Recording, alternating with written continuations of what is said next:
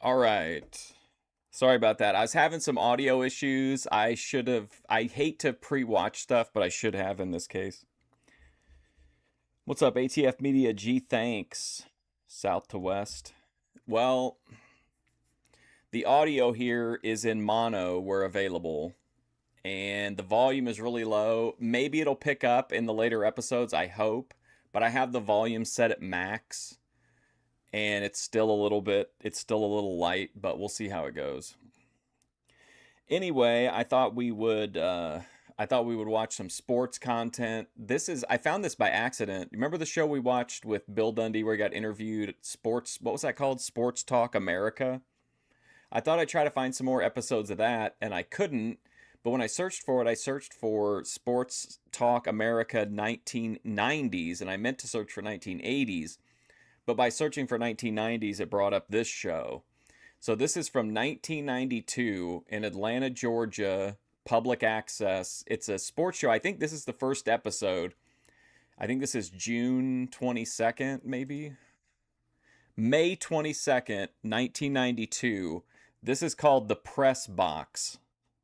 What's up, Hugh Scanlon? So again, I'm sorry for the audio. If it gets to where we don't want to wait and be any more patient with it for the audio to improve, we can figure something out. But here is 1992 public access, Atlanta, Georgia, The Press Box. With Melissa Ponzio.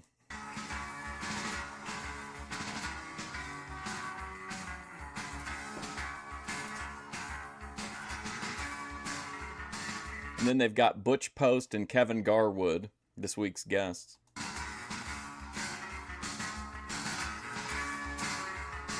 Brought to you by Palestra Sporting Goods.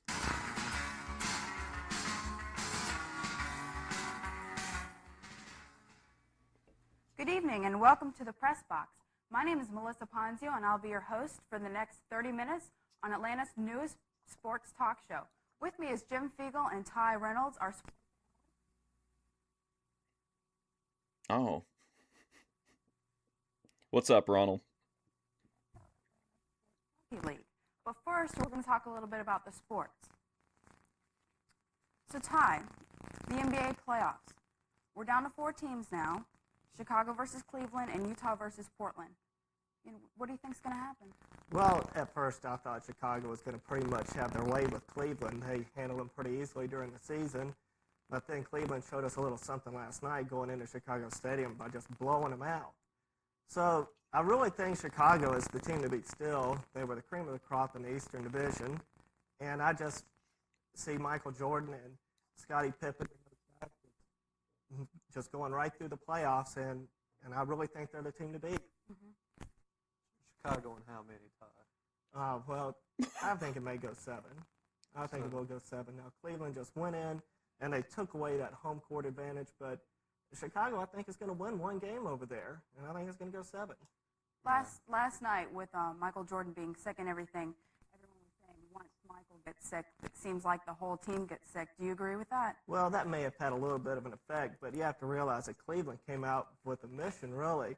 Mm-hmm. The media was referring to them as a bunch of cream puffs, and I don't think they liked it too much, and they went out there and showed something. Mm-hmm. Just got really aggressive there. Yeah, they really showed something. Really aggressive. I think Cleveland might take one more game. I think it's probably going to be Chicago in 6. I can't argue with you too much. I was even thinking an outside shot of Chicago coming in and sweeping the series, but what do you think about Portland and Utah? Hey, Bob Brown. Well, Portland's got a 2-0 lead, and they've pretty much had things their way, and those were 2 impressive victories they had at home. Utah, what they're going to have to do is that when they go home, they're going to have to slow things down. They're going to have to get the game in a half-court game, and they're going to have to cut down on the floor mistakes that they make. I mean, they're just turning the ball over too much. That's creating transition, easy baskets for Portland, and a basketball game is turning into a slam dunk competition with Drexler and Buck Williams and Kersey, and they can't let that happen. Mm-hmm. Okay, well, Jerome Kersey, Clyde Drexler. Audience, if you want to call in with any questions, our number here is 873-37 Sports Trad 6713. Now on to Braves. No success. Let's talk about it here. Do you think it's in the bullpen or what? Well, I think the bullpen's a major problem Yeah. here. You know, you've got the Braves. An interesting stat is I think after the fourth inning, if they don't have the lead, You like their infectious charisma? they they haven't came from behind at all this year, and that's the glaring problem. Seems to be the bullpen.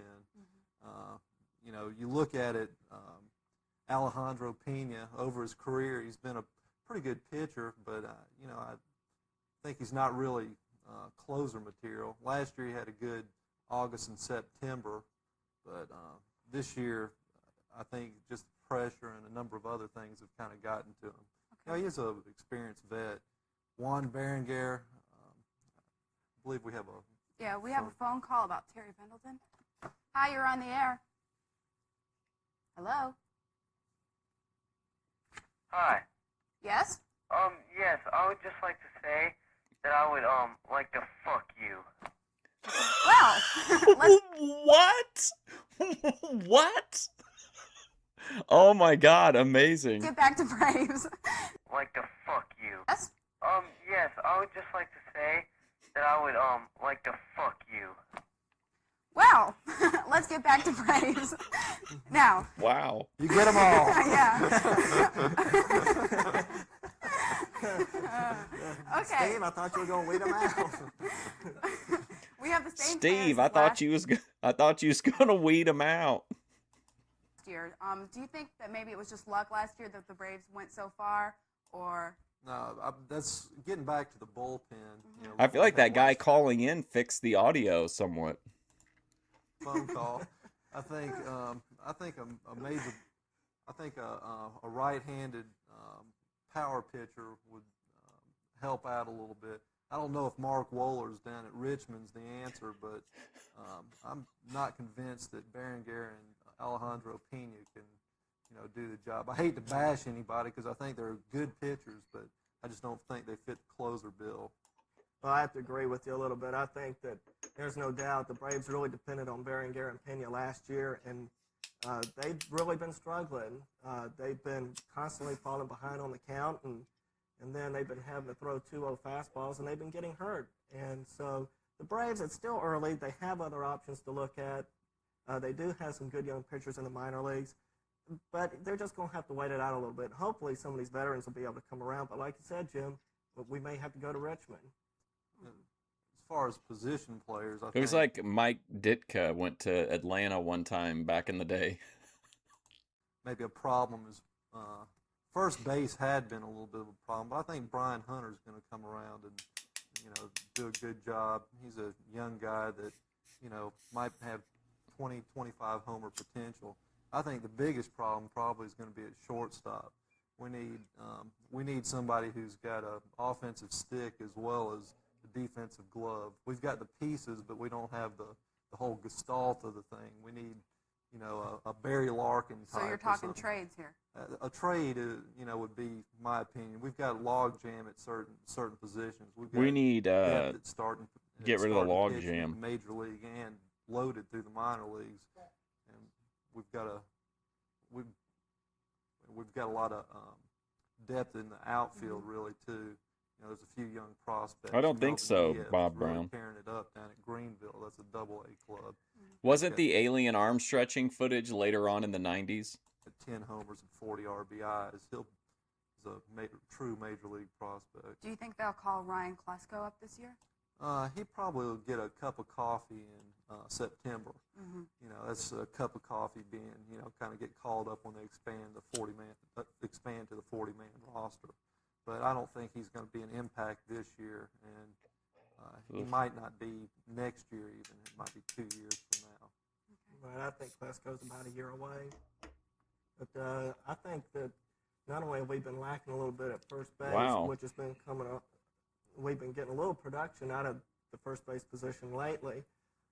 David Justice is really struggling, and he had an injury at the beginning of the year, and I don't know if that injury is still bothering him, and the Braves are trying to keep it David quiet. Justice, of course, But, would go on to become one of the players on the Moneyball team because Billy Bean made a deal where the Yankees, I think, paid for the majority or half of David Justice's contract just to get him out of New York.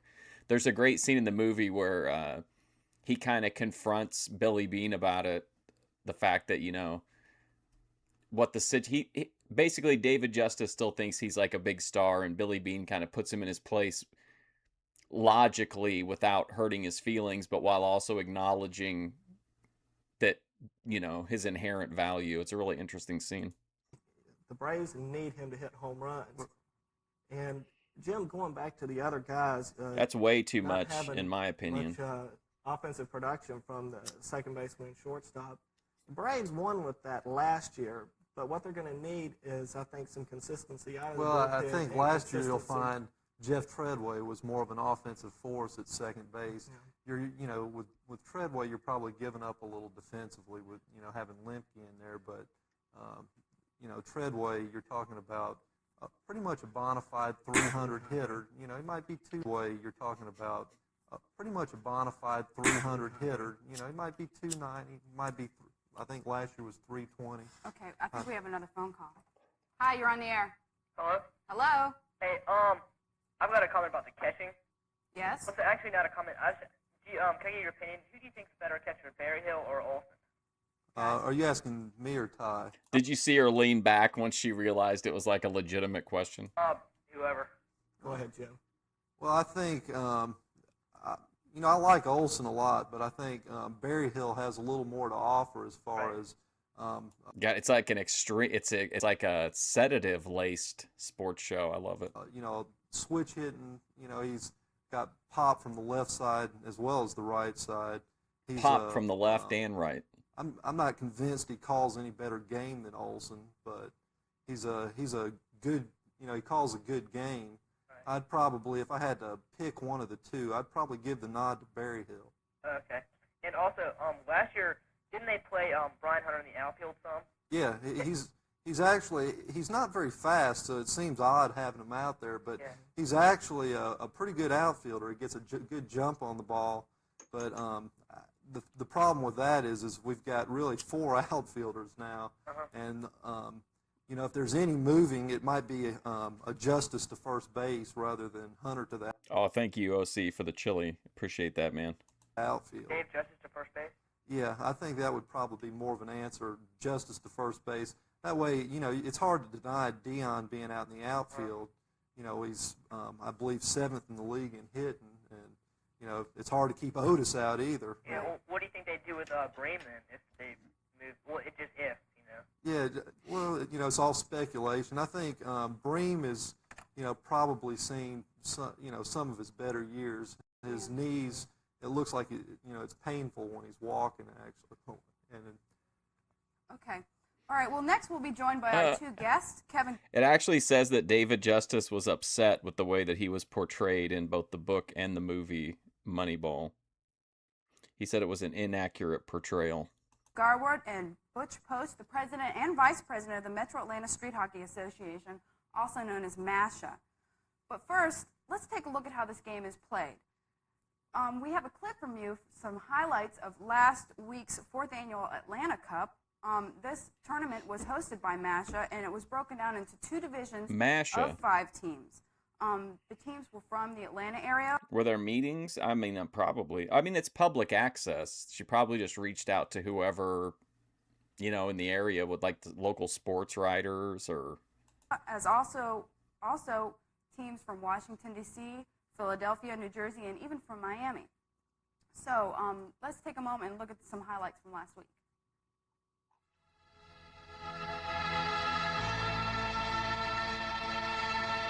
It's a bittersweet. Oh man, this couldn't be a better show. Well, I wish I wish it was stereo, but otherwise, I mean, like the content of the show is everything I hoped for.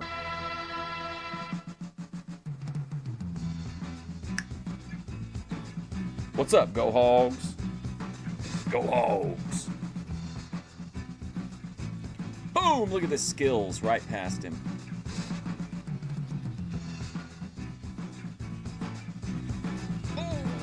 Oh, look how mad that guy got.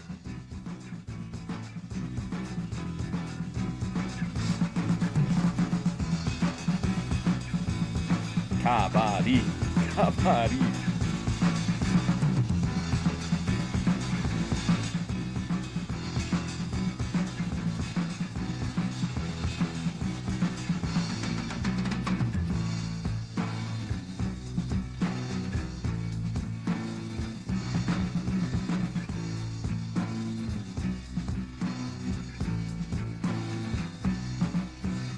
Whoa.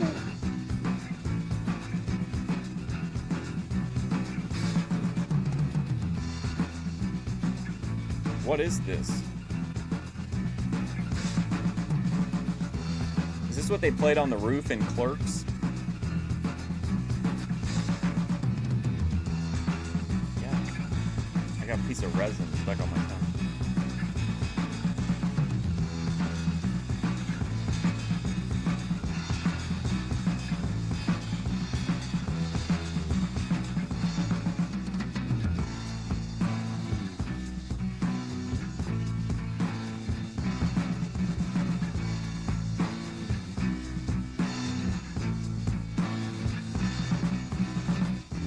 Warm hockey. Come on, man. Don't let him push you around like that. Yeah, look at him coming back.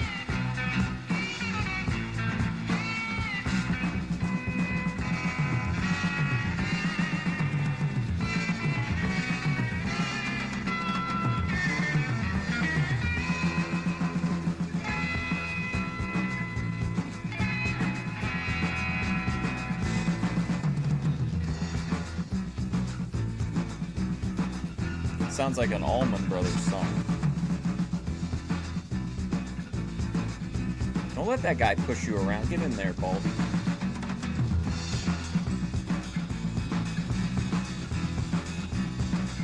Field hockey. Ball hockey. Ball hockey sounds like something a guy from Texas would say if you made him mad. Ball hockey.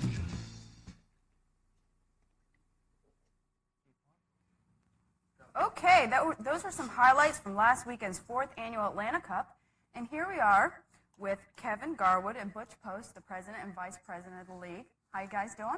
Nice to be here. Good. Thank you very Looks much. fun out Yeah, there. it sure does. Very fun. Sure very fun. does. I'd like to say that, like Melissa said, it was the 4th Atlanta Cup, and we have had teams from out of state. This is actually the best tournament we've had.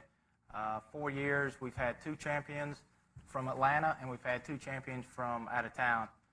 This year, we had a team from Philadelphia and a team from Miami. Yeah, and the old boy, Peter, takes a dive. Actually in the championship, and it was actually the best championship that I've Let's go I've toss seen the out ball there. around. We actually had to turn some people down.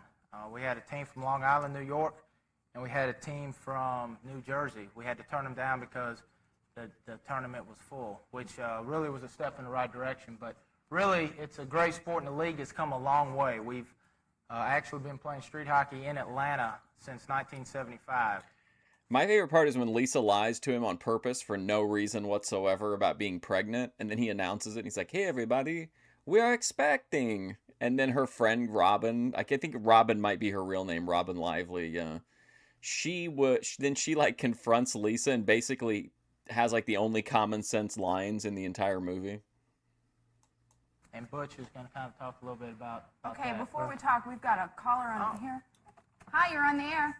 Hey, Hi. how you doing? Okay, how are you? I don't know. Okay. You have a question for our guests? Well, I was just wondering, Okay, well, You made me on stage right there. all right, Cable TV. let's talk about the history of the league. Well, the league started back in '75, like Kevin said. We had an adult program and a kids program running concurrently. We had 8 or 9 teams in the adult program, all split, all really in one division. And Let's see if I AI guess over the knows last anything 17 about it. years, we progressed to where we're incorporated, and we're a totally separate entity now. We're split into 19 teams in 3 separate divisions, 3 different Wow. tiers of skill level. Okay, so let's talk about the skill level for a while. Well, basically in the top tier are what we call our Division One. That's for your more serious players. A lot of players that have come from the Northeast. Those of us that have grown up with the sport here in Atlanta since the Flames since the inception of the Flames. And Division Two where the vast majority of the players play. That's the middle of the road. I crew. asked AI if anyone has watched The Room every day for 365 days. It erroneously refers to me as a library worker. But it says, while there are no mainstream celebrity or documented endurance records of someone watching the entire...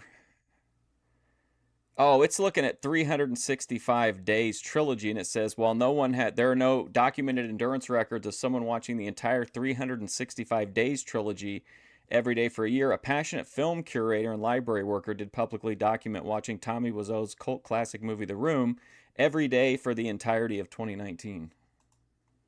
And we've got Division III players that have just now started to get into street hockey, or for one reason or another, enjoy the more laid-back atmosphere in that division. Do y'all plan on expanding any? You mentioned several cities. Are y'all going to expand any, or basically? Wait, keep about the Atlanta same doesn't. number The of Thrashers aren't in Atlanta anymore. That's kind of weird. now? Well, hopefully when we get the new facility built over at Wade Walker Park, we'll be able to expand. As it stands now, we've lost the kids program when we moved over to Hairston Park. We hope to, when we have lights at this new facility, to be able to expand. We'll be able to play 7 days a week, play in the evenings. I'm very interested in starting a kids program, and I could foresee us having as many as 24 adult teams.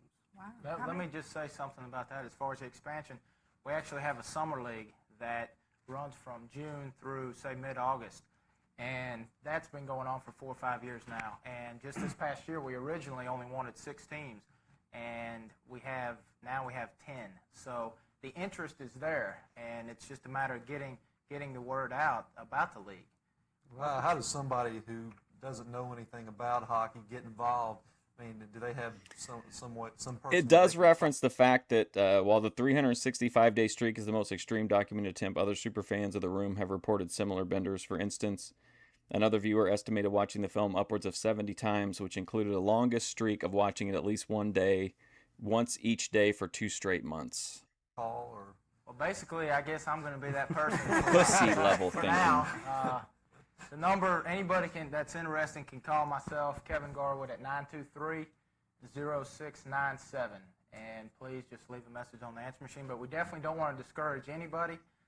Like Butch said, there's 3 divisions, and no matter what skill level a player is, they can find a division where they can be competitive. We even have 2 programs that we're aware of that even play at one in particular play. What do you mean nobody cares about it? They had an entire tournament. There was a cup. Someone was awarded a cup. At our facility, and that's Georgia State University plays their intramural program now. CPAC at Top Harrison Row. Park. And Emory University has their own facility too on campus, and they even had a team in Division II this year, a very good team, I might add. Okay. Well, you mentioned for you to call, but say that I wanted to play hockey. What would be the equipment that I would need? I mean, do you service that or? Yeah, well, the equipment. What the? Is this just volleyball but with your feet?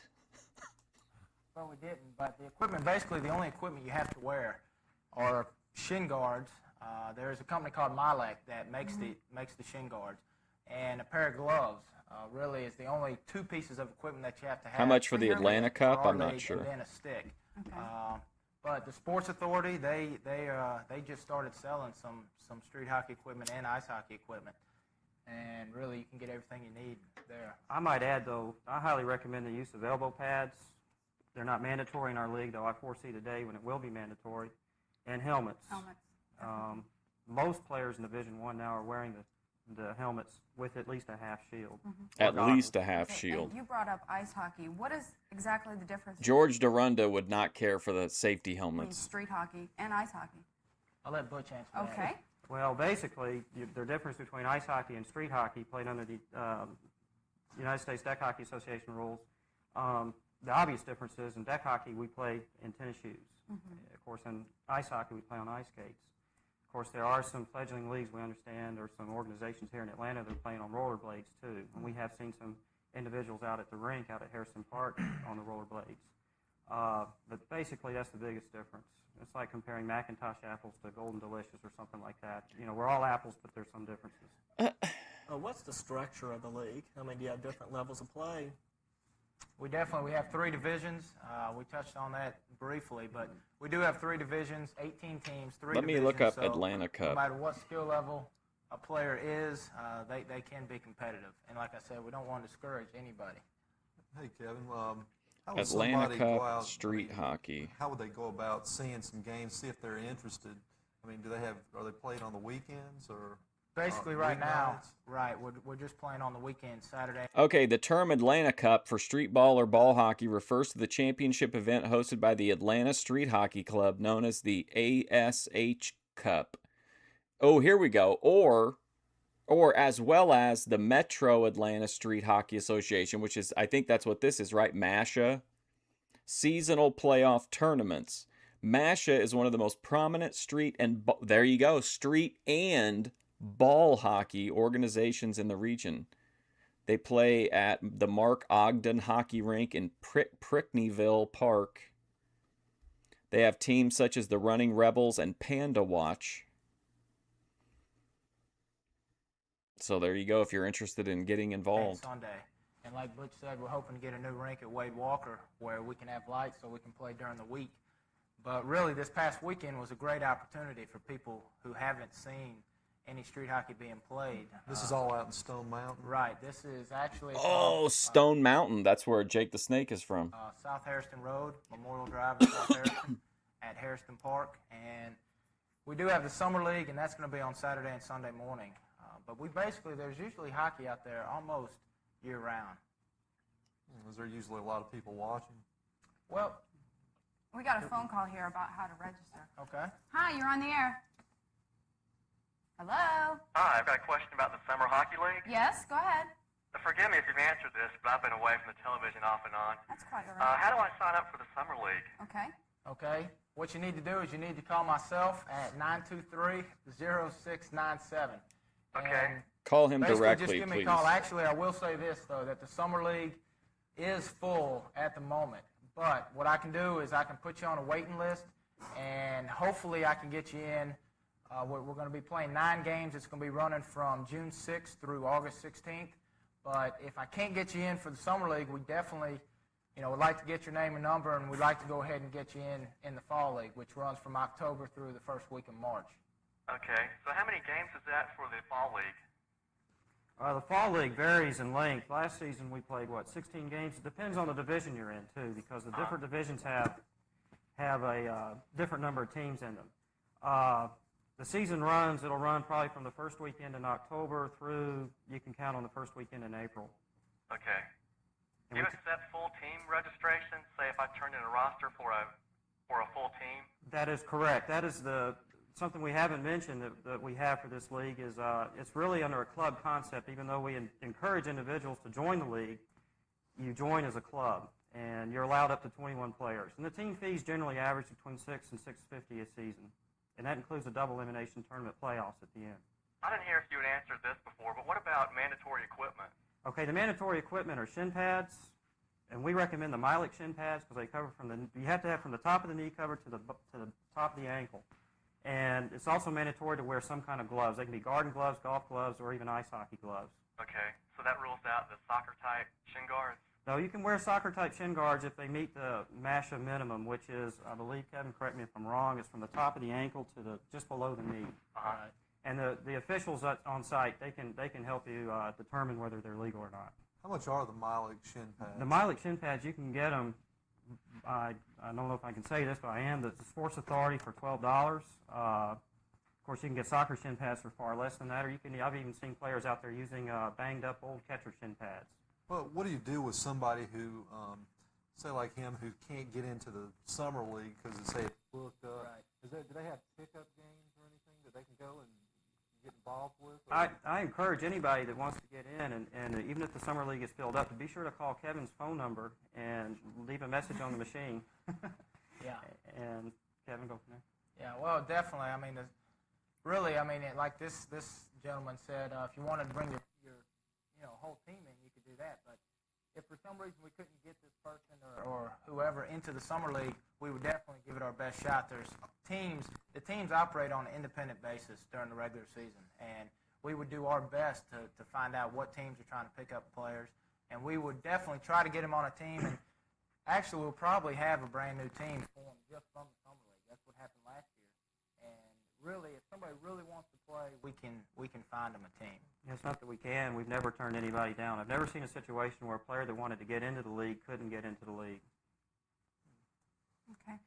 One question that I wanted to know, you said that you played hockey mostly on the weekends. What other activities do y'all engage in to keep in shape? Because I know you do a lot of running on the court.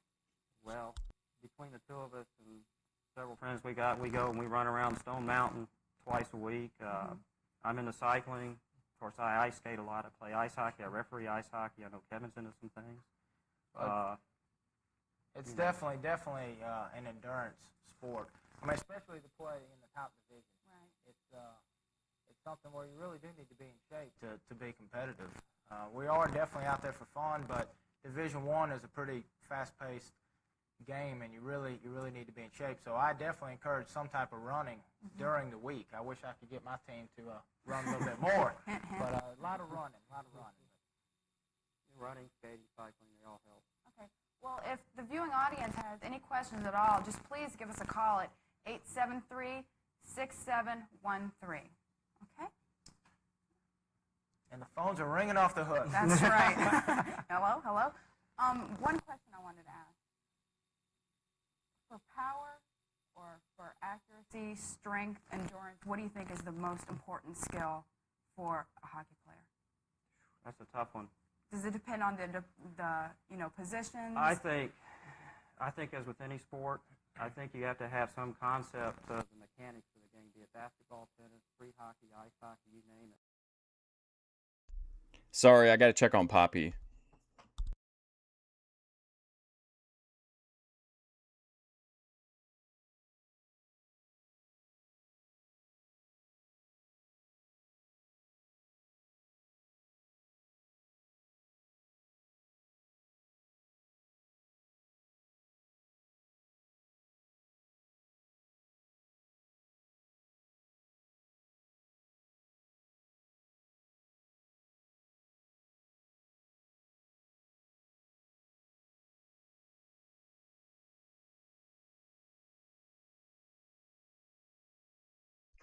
Did it just did the feed just die? Oh, it picks up. Okay. Oh no, I had it paused. My bad. I'd say that's probably the most important thing. I would have to add that, like he touched on briefly, the mental part of the game is really probably the biggest thing, like with any sport. I mean, mentally, you have to be in the game, and you have to Okay, know we have what to do. Do we have a call? Yeah, we sure do. Okay. Hi, you're on the air.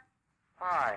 Hi. I just have a few questions about the specifics of street hockey. Okay. But first, I'd like to say that you're really a very pretty girl, Thank you. and you should probably be in a magazine. Oh, well, thank you. And you street hockey. Okay. But first, I'd like to say that you're really a very pretty girl, Thank you. and you should probably be in a magazine. Oh, well. Anyways, back to the topic. Hey, I tell you, cable access, you got to love it. Oh, yeah. Maybe we should start a 1-900 number. No. Need a tape delay here, but it's people like that don't even need to talk about. Did you have a question before that? What were we?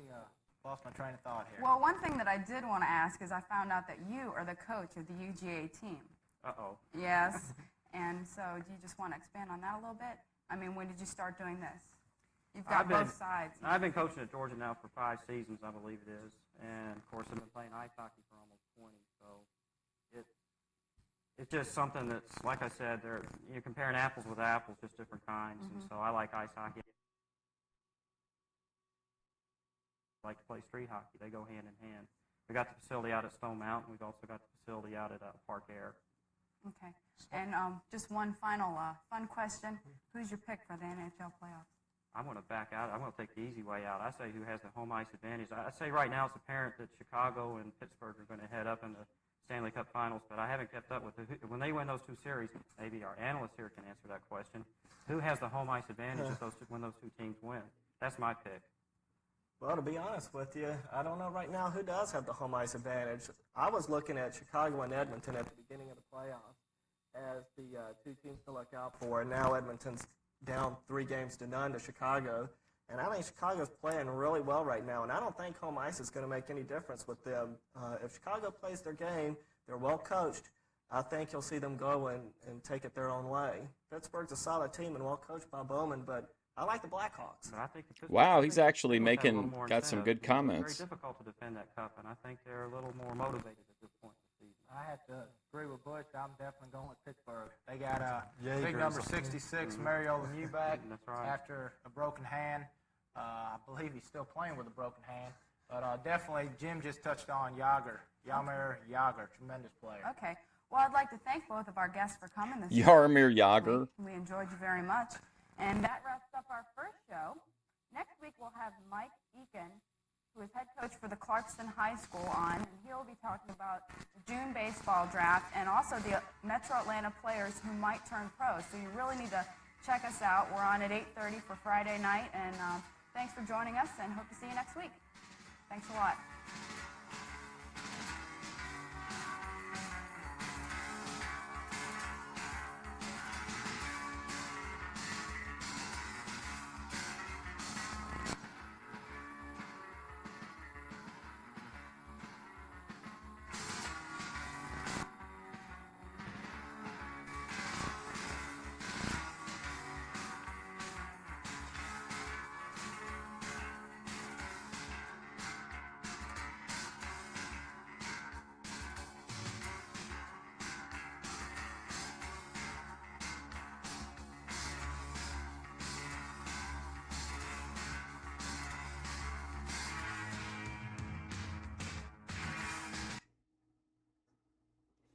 Let's see how the audio is in the next one. Think about the same.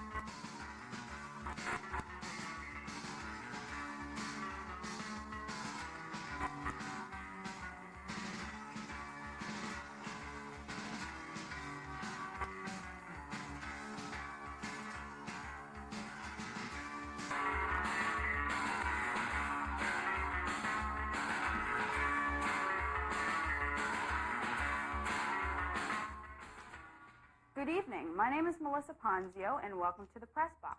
I'll You're be gonna your host. quit? And sorry, I forgot to turn my mic and my camera back on. You hope you're gonna quit one day and hope that I can cut a promo? Of course I'll cut a promo.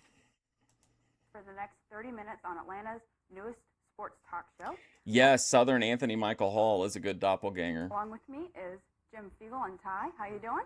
Hanging in there. It couldn't beat a 4-day work week. That's right, you can't. Tonight's guest will be Mike Aiken, who is the Clarkston High School baseball coach. And along with him will be Jeff Keppen, who will be playing for Clemson in this upcoming school year. But first, we're just going to take a little time to review the weekend sports. Okay, This is guys? the next week, May 29th. The basketball playoffs are still hot. Chicago is up 3-2, and last week, Ty, you predicted Chicago in 7, and Jim, you predicted it in 6. Which one will it be? I still think it's going to go 7. 6 still. I'll stay with 6. Although you may be right, Chicago has done some good things out there. Are these new? I felt like there was just a generic plant on the table before. They are just starting to play really well. And you have a real interesting matchup here. It's been a question of Cleveland's big men challenging Chicago's big men, and who's going to win that battle. Chicago has really used Grant and Cartwright to offset those guys, and they've done a good job. On the other hand, you have a real big advantage with Chicago and the guards and the small forward position. And even though Price and Elo have played well, they really, I don't think, have done as good as a job offsetting that guard play as well as Chicago has offset the advantage that Cleveland has with the big man. I mean, I think you're just getting bogged down on it. I think the key is Michael Jordan. You know, No, you think? when the guy's hot, it don't matter who they're playing. Michael Jordan is the key, and Michael Jordan is jacked, and I think Chicago in 6. I have to stick with that. You know, you can analyze it any way you want, but Michael Jordan is just a dominant factor, you know. I mean, I think what's going to be more interesting when it comes down to, you know, Chicago and maybe Portland. Mark you know, Price, I think that's remember gonna him. Be a more interesting series, really. Well, what do you think of, about something like that. Well, what about the other injuries to the Chicago players? I just think if Michael Jordan is, I mean, Pippen and, Grant or Melissa Ponzio went on to act in The Walking Dead and Teen Wolf. That would make sense because this was filmed in Georgia, and wasn't Walking Dead like famously filmed in Georgia because of the like tax shelter key players. elements? Jordan is just the focus of this whole thing, and he's just carrying the load. I think it's going to be more interesting when it comes down to Portland, when you've got a well-balanced team like Portland playing. Can Michael Jordan carry the load at that stage? What do you think about something like that? Jim, going back to the injuries that Melissa previously had mentioned, but Brad Daugherty and Mark Price are a couple of critical players for Cleveland. I mean, Brad Daugherty's the Brad Daugherty. big man who really makes things go for them, and Mark Price, he's the floor leader. So I don't know how serious those injuries are. The paper will sometimes grab some and try and make something really big out of it when I don't think the injuries may be that serious at all. So we'll just have to wait and see this evening. Yeah, well, time's a factor here. Another game and too late. But going over to Portland, Utah, what do you got going over there? I'll tell you what, that win last night by Portland was a very impressive win. Utah, I think, only lost 4 games at home this year. And Portland went in there and played a great defensive ball game. Adelman had those guys ready. They really stuffed Utah's offense. Utah, I think, shot something like 20% in the second half of the final quarter. Portland was able to put that game away, and that's just a great win. That's an impressive win. And if they can win a game over there in Salt Lake City, I think they can win a game just about anywhere. Yeah, you got 7 guys in double figures. That's just a deep team. I mean, Utah is like a 3-person team. Portland, 7 guys in double figures. It just it'll be interesting, I think, to see how it turns out. I think Portland and Chicago is going to be interesting. We'll save that for next week. I think that would be a great series. Well, that's what it ends up being, right? Or am I in the right year? Was that the Bulls versus Trailblazers?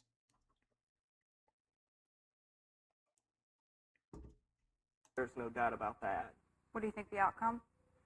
Well, it's a little early, but I can tell you that's just going to be exciting. I mean, Chicago, you got athletes that can run down the floor. You not only just have Michael Jordan, you've got guys like Grant and Pippen who just move up and down the floor well. And then on the other side, you got Porter, Drexler, you got Buck Williams, you have Kersey. Those guys, they can really go. That'll be an exciting series to watch if it is Portland and Chicago. Your pick. Jim, it's early. I'm going to hold off on that for about a week. Okay, let's hold off. Let's turn our focus to the other championship Save series, the load. The NHL. Now, Ty, Oh, boy. last week you picked the Blackhawks to take it all against everyone else's advice. Now, there is still time to change your mind. Well, no, I'm not going to change my mind. Despite everyone ganging up on me like you did. Poor I Clyde feel that Drexler. Chicago has time. He eventually got his rings, though, right? In Houston? They lost 2 tight games in the Civic Arena, and Chicago could have won either one of those games if a couple of things gone right for them. Especially in the first game, they were leading 4-1, and then they had a couple of bad things happen, and Pittsburgh got some power plays. And when you try and play 5-on-6 against guys like Lemieux and Yager, good things are going to happen for Pittsburgh. Lemieux. I can tell you that. It doesn't take a genius to figure that one out. Mark but Chicago, Summers. they're going back home to the stadium, or they're going to have that crowd really behind them, and they're going to have to win those 2 games. There's no doubt about that. They have to win those 2 games. If they lose one of those 2 games at home, I think they're finished. There's no doubt about it, and I'll be the first one to admit What? that He I'm didn't? wrong, but He wasn't there for like that. Didn't the Rockets have like a really strong run for a little bit? He wasn't there for that? Chicago's. I think they're going to go home and they're going to play well. I just don't see Chicago having an answer to, Lemieux. He just, is incredible. Yager is right there with. I think we got a phone call. Okay. Hello, you're on the press box. Where are you calling from? Yes, we're calling from Stone Mountain. Okay, what's your question? Yes, I have a question. Where did Ty Reynolds get that outfit? It's so pretty. Hi. One of your lucky loving fans. Jim, why don't you tell your friends to stop calling me? Right. Okay, on to the Braves, shall we? All right, let's talk Braves. Let's talk Braves. Do you think it's too late So we got one. Yeah. still? Too late as far as the season goes? Mm-hmm. Not a chance. I mean, last year, you know, the Braves were 9 games back at the All-Star break. I think if anything, you'd look at the team who's leading the league, the National League West, San Francisco. And then he got in a car accident, right? You know, I Fucked his just- I face don't up see that, for a that long lasting time. Too long. So San he had to have Diego surgery now or is something? Second place is, you know, I think is for real, you know, and could possibly open a gap. But San Francisco, I just don't think they have the pitch. And, you know, you got Bill Swift, who's 6-0, and I think that's kind of a, you know, that's not going to last. I think we got another phone call. Okay. Hello, you're on the press box. Nope. Well, Jim, going back to the Giants, I think that's a team that's shown a lot of character. First of all, they've had some problems. They lost Robbie Thompson, their starting second baseman. Well, he's back now. Well, he's back now, but they replaced him and used several different players and got key contributions. Swift, you're right. He's the one that can stop any type of a losing streak, and he's done really well. And then there's other pitchers. There's Black. There's smiling Trevor Wilson, who has Ty to contribute Reynolds. for San Francisco. I think their strength though has been their bullpen, and being in Atlanta, I think we can understand now how important a bullpen is. But I think San Francisco's ERA for their bullpen is something like 2.2, and it's not just one person. They're getting contributions from several people. Yeah, let's might be the same guy. Let's Okay. check that Oh, boy. phone again. Hi, you're on the press box. Hey, this isn't the same guy, I just want you to know. Okay. Yeah, what do you think about the Braves? I mean, because, you know, there were a lot of people, you know, jumping on the bandwagon last year. They're doing really good. Look at you her. know. She's like, I mean, yeah, I fucking. Look at her face. Yeah, those fucking bandwagoners. want to know what you thought about that bandwagon last year. They're doing really good, you know. I don't even know just what you want to know what you thought about that, you know. Well, what do you mean jumping on the bandwagon? You know, just like buying Braves apparel. fair and weather stuff. Braves fans. Yeah, you know, just people saying, oh, I like the Braves, you know, they're a McHenry. World Series type, you know. Yeah, well, I think the Braves this year is. Last year I wouldn't say it was a fluke, but I think the teams really to watch this year are probably Cincinnati and San Diego. I think realistically the Braves going into the season I see is at this point probably being maybe the third best team, even though they're near the bottom of the barrel right now. But you know, as far as fair, you know, you're going to get fair weather fans. You know, the attendance is going to jump from 18,000 a game to 30,000 a game. Yeah. You know, I'm not sure if I'm really addressing your question, but I Yeah. can see where he's coming from. It's obvious that there's been a whole lot of people jump on the Braves bandwagon. I think you're going to see that, like you said, Jim, in every major city. Wait a The minute. Braves You got mean some- there are people who suddenly started to care when a team started playing well enough to make people care? I don't think that. I understand the fair weather fan thing, but at the same time, most normies, I mean, that's when they're going to get involved. Like, they're not going to sit around and watch losing seasons. solid ball club, and it's not really I think they've really got the foundation for a winning team for the future. Trophy last growing out year of his was, I crotch. think the start of a good thing. You know, I think we put the really bad. You years say behind that, but like I was reading a little bit about the Atlanta public access, and I guess at one time, which it could still be true, but it said that it had like the most robust like public access content. Now we've got some really I should try to see what else is out there on YouTube. good years to look forward Yeah, to. well, I mean, what's going on now? I mean, they're losing so much lately. I mean, I agree they have a really good foundation, you know. I think they just need to work on their bullpen, get a little pitching. Yeah, I think this move with Riviera that they made, they traded Riviera to the Phillies just to kind You're of fed open up the with dead what? slot and bring Wohlers up. You know, I said last week I don't think Wohlers is the permanent answer, but I think it is a step in the right direction.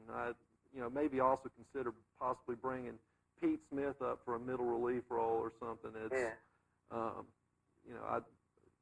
have any comments on that, Todd? Well, I think Pete Smith has been Oh. particularly well down in Richmond. McHenry got back to me. He said there will be no live streams ever, not now, not ever, and that he had no comment on America 250. And Pete Smith is a player that other teams wanted to have badly before he had some of his injuries. I remember when the Braves were talking about trading for Greenwell from Boston, who's a left-handed hitter.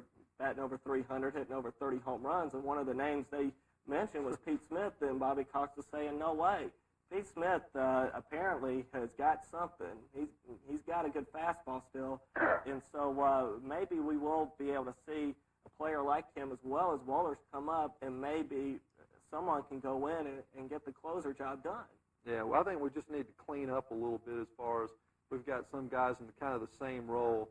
Berenger, Pena, Freeman, they're kind of all along the same mold a little bit. I think Freeman's got some mileage left in him, but Jesus, I this think is we're so gonna have relaxing. to look for a different source as far as, I just think we need a bona fide closer, whether it's a trade, and I don't want to get too much into speculation on what we need to trade for, because, a lot of it's just hearsay without really having any inside scoop. But I think a legit closer is really going to help us out a lot. I agree. Going into the late innings, knowing you got a guy, at least. The problem, Bob, who is that can it's shut the door, Humble really King. make It's me just invested $250,000 into the Panex ginseng industry, and he's not a good time for him to. He's not really liquid right now. a difference. Eckersley or something. Thank you for Eckersley. calling. All right. Thanks. Jim Lee Smith's made a big difference for St. Louis the past couple of years. It seems like whenever he comes out in the final inning and they have a lead, game's over. Yeah, everybody's thought this guy's washed up for the last probably 5 years, but he always seems to do the job. But So what else is going on in the National League? Well, Jim, you hit on a good point. San Diego's a good ball club. Let's take a look at those first four hitters. There's Fernandez, a shortstop. He's hitting around 330. There's Tony Gwynn. He's just great. I mean, this guy bats 360, plays a great outfield. This is a guy who can steal bases. He can score runs. He can knock in runs. This is a Pure guy One who- import background. Sheffield, the third baseman. This These guy's a real jank pictures on the wall for sure. interesting story. For How you one doing, thing, media hits? Here's a guy who played for the Milwaukee Brewers. He's third baseman. He had all sorts of problems. I guess maybe mental. I don't know. The Patriots hit on a couple of things. We'll get to that in a second. But I just want to talk about these four top hitters because these are four really good players. There's Sheffield, and then there's Hey, Frederick what's Grimm. up, La Cosa Nostra? There's a first baseman who can hit you 35 home runs, maybe 40. Okay, we can go ahead and get that phone call. Hi, caller. You're on the press box. What's your name and where are you calling from? My name is George Land. I'm calling from Atlanta. Hi. How you doing? Okay. What's your question? Well, it was more of a comment, actually. The guy before was trying to figure out what was going on with the Braves, and I really think the Braves do have a good foundation. I think also, though, that a lot of things happened last year that you can't count on happening every year. They got 140-something. Oh boy, this guy's really serious. Maybe those are street hockey cups. Stars out there, top four pitchers, and I think they got career years out of a lot of players last year. yeah, I agree. I disagree as far as pitching is concerned. I think we're going to see the best years out of a lot of those. Glavine, might have been, you can't go much higher than a Cy Young and win 20 games. Right. But as far as in Avery, I see more potential with him. Smoltz, I see more potential putting two good half seasons together. Liebran is, getting old, up there in age. You're right, Jim. But the foundation that he was talking about, I agree with that. And the pitchers that they had, hardly any of them got hurt, and I think that was a key for the Braves. Okay. Thank you for calling. Okay. And our next I like that we're starting to get just a little bit of pushback between these two guys a little bit. Oh, Melissa. segment, we are going to have our guests come on, who is Mike Aiken, who is the Clarkston High School baseball coach, and also with him will be Jeff Keppen, who will be playing for Clemson this coming up year. But first, we have some interviews from last week's Metro Atlanta Dugout Club's annual high school baseball all-star game that was held at Georgia Tech. Let's take a look. Hi, this is Jeff Richardson from Georgia Tech. We're at the Metro Atlanta Dugout Classic All-Star Game here tonight, talking to Coach Dave Roman from Tucker High School. How you doing tonight, Coach? Great, especially after a win. Yeah, I see you guys won 7-1, a pretty good ball game. It was. It's great, having these kind of athletes to coach. A lot of fun. All right, tell me a little bit about the setup of the Dugout Classic All-Star Series here. Well, what we've got in terms of teams, games and all, Well, we're going to play another game tonight, and then we're going to go ahead and we'll Very play at sweet. 6 o'clock on Saturday evening over at the Cab College. And I think we're going to play the Southeast team, I think, on Saturday evening. And then Sunday we'll come back at 12 back here at Georgia Tech and play the Northeast team. Okay? How many teams are there here total? There'll be the East and West Metro Atlanta teams, these two teams today, and then we'll have the Southeast Georgia, Southwest Georgia, and Northeast Georgia. So that's 5 teams. So these are players from all over the state then? Right. Well, not the ones that are here today. These are all Metro Atlanta players, Okay. East and West. But this weekend there'll be players from all over the state. Right. So this is 9 days old as it's being shown to us. Can you hear the national anthem in the background? What about the significance of this game to these players in their careers? What step do they take next? Well, you don't ever know. Like we told them the whole time, you never know who's watching you. And so and there's a lot of scouts and pro and college that are out here. And we just told them, hustle, and you never know what door's going to open for them. Okay. Well, thanks for your time, Coach. Sure. Okay, we're here with Steve Smith, president of the Metro Atlanta Dugout Club. How you doing tonight, Steve? Fine, thank you, Jeff. What can you tell me about the Dugout Club? How does it differ from the GACA? Well, the Dugout Club is a non-profit organization, and we have members throughout the state, primarily high school coaches, but we entertain those High members school. also from the youth leagues and colleges and professional scouts as well. We're very proud of our club and what it's done. We host the All-Star game that's going on this evening between the two Metro, Atlanta East and West, and then this weekend we bring in 4 regional teams throughout the state, and we have 120 high school baseball players playing this weekend at Georgia Tech, and it's now the largest high school baseball program of this nature in the country. All right, on the average, how many pro scouts and college scouts would show up for one of these games?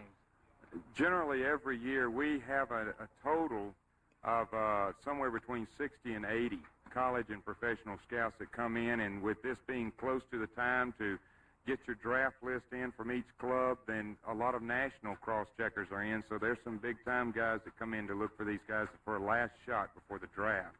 How many of these kids here today would rate going to the pros? Well, there's a good number that probably will be on somebody's draft list. A number of them have already signed college scholarships, and to get them out of that college commitment to go to a professional team is something that every team has to contend with. But there are probably about 6 to 10 players right now that are probably being looked at closely. Well, thanks for your time, Steve. I guess that's going to wrap it up. We're going to get a couple of players on here and see what they have to say. Okay, we're here with Ryan Ritter. He's elected Player of the Year from the Metro Atlanta Dugout Club. How you doing tonight, Ryan? Pretty good. Okay. What kind of year did you have stat-wise? I batted about .589 with 9 home runs. I was a leadoff hitter, so didn't have too many RBIs, but stole a few bases and played shortstop. So. Okay. Are you going pro or are you going to go to college? I'm going to play here at Tech next year, so depends on what the draft looks like. We'll see what happens. Okay. Tell us a little bit about the recruiting process for baseball. We know the football process gets sort of, a little bit hectic. How about baseball? I signed early with Tech, so I didn't really get much college recruiting, but I'm talking to a few pro scouts right now, and it's pretty exciting. And just this new draft rule where they have your rights for 5 years takes a lot away from the high school draft choices. They don't have much to bargain with, so you never know. But obviously, you chose Georgia Tech. Which other schools are in the hunt for your services? Well, I didn't get to talk to too many. I talked to Notre Dame and talked to Stetson. That's about it. I didn't. Stetson, hell yeah. Well, thanks, Ryan. Good luck. Okay, that was a clip from last week's Metro Atlanta Dugout Club's annual high school basketball all-star game.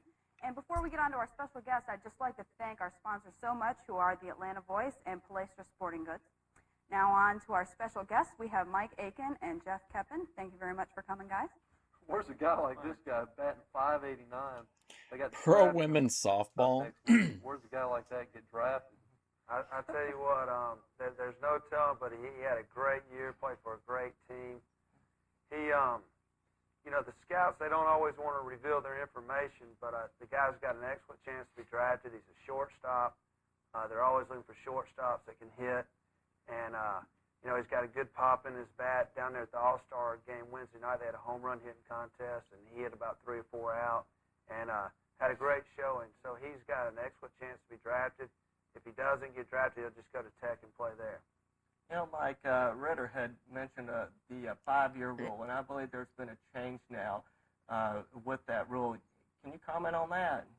Well, what happened is first time around, the Van Poppel that the Braves tried to draft, he used going to college as a bargaining power. Said he didn't want to sign with the Braves, and he said he was going to go to college, and that kind of turned the Braves off.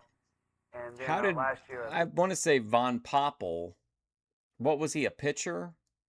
Todd Van Poppel, maybe? the Yankees drafted a young man named Brian Taylor from Conway, South Carolina, and he went as far as the 940. Wait, Conway, South Carolina. That's where the Conway Con Man is from. Was supposed to enroll in college.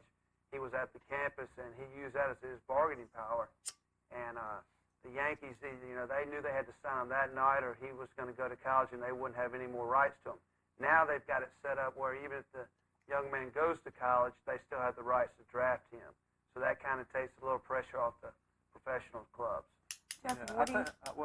speaking about this Van Poppel rule. Okay, I think yeah, that's what I was thinking. Like all this talk, and I remember him like not turning out to be as big of a name as people thought. got that wrapped up in litigation now. I think the players' union has filed a grievance on that, and it's it's doubtful at best that it's probably going to hold up. Right. And that's causing these teams going into the draft next week to worry, like if we draft this guy knowing he's going to college, are we going to be able to keep him if they dump this rule? So that's something interesting coming up next week. These teams have got to make decisions. Do we go ahead and sign this guy or? Well, one thing I'll tell you what he said in the papers and his agent said.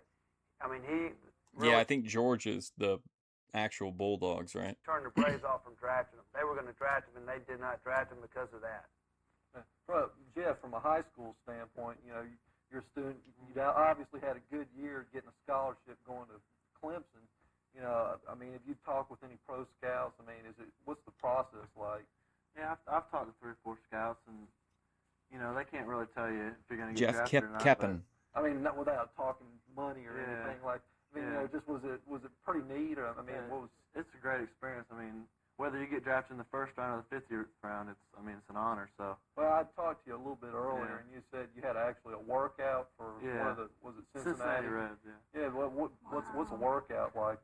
They had, I think the limit's 6 players or something like that, and they take you out there and see how you do with your arm, and if you're a hitter, they let you Sharon take Stone. shots. Wait, they limit. They can only work out 6 players. Or? I'm not real sure. It's something like that. Yeah. Huh. Pretty neat. How did you, being someone who's directly affected by this 5-year rule, how do you feel about it? It doesn't really matter to me. I've got a good second choice going to Clemson, or first choice, whatever you want to call it. So if I get drafted, it doesn't. I mean, I've got so many options. I see. Jeff, speaking of Clemson, there's a couple of pretty good programs in the state here with Georgia and Georgia Tech. Did he say friggin'? Clemson, there's a couple of pretty good programs in the state here with Georgia and Georgia Tech. Is there any reason you went outside of the state? I took a visit to Clemson. I really like the campus. It's a beautiful campus. It is, and it's got a great program. They've been 1st or 2nd in the ACC for like 17 consecutive seasons. So they got a winning program. Plus, I kind of want to get away from home a little bit, but it's still close enough to where my dad can come to the game. So. There's a lot of questions. No, I don't think so. At that time, I was still pretty much only watching WWF, I think. When asked, but or primarily. So, tell us a little bit about that organization that ran that All-Star game this weekend. Okay. Unless like Nitro got whatever one time or whatever. Jim, the All-Star game was put on by the Atlanta Metro Dugout Club, and our club consists of all members of all over the state. And what we do, we have beginning of the year, we have a coaches clinic and a players clinic where we bring in. This past year, we brought in people from the Mets, the University of Georgia. Steve Weber was there. The Pittsburgh Pirates, they had a catching coach there.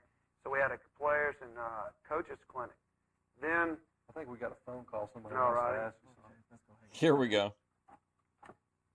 Hey, you got a question? Yeah, thank you. We just moved into the region now from St. Louis, and I've got a son who is in the Dunwoody Baseball League, and he's doing very well. He's 8 years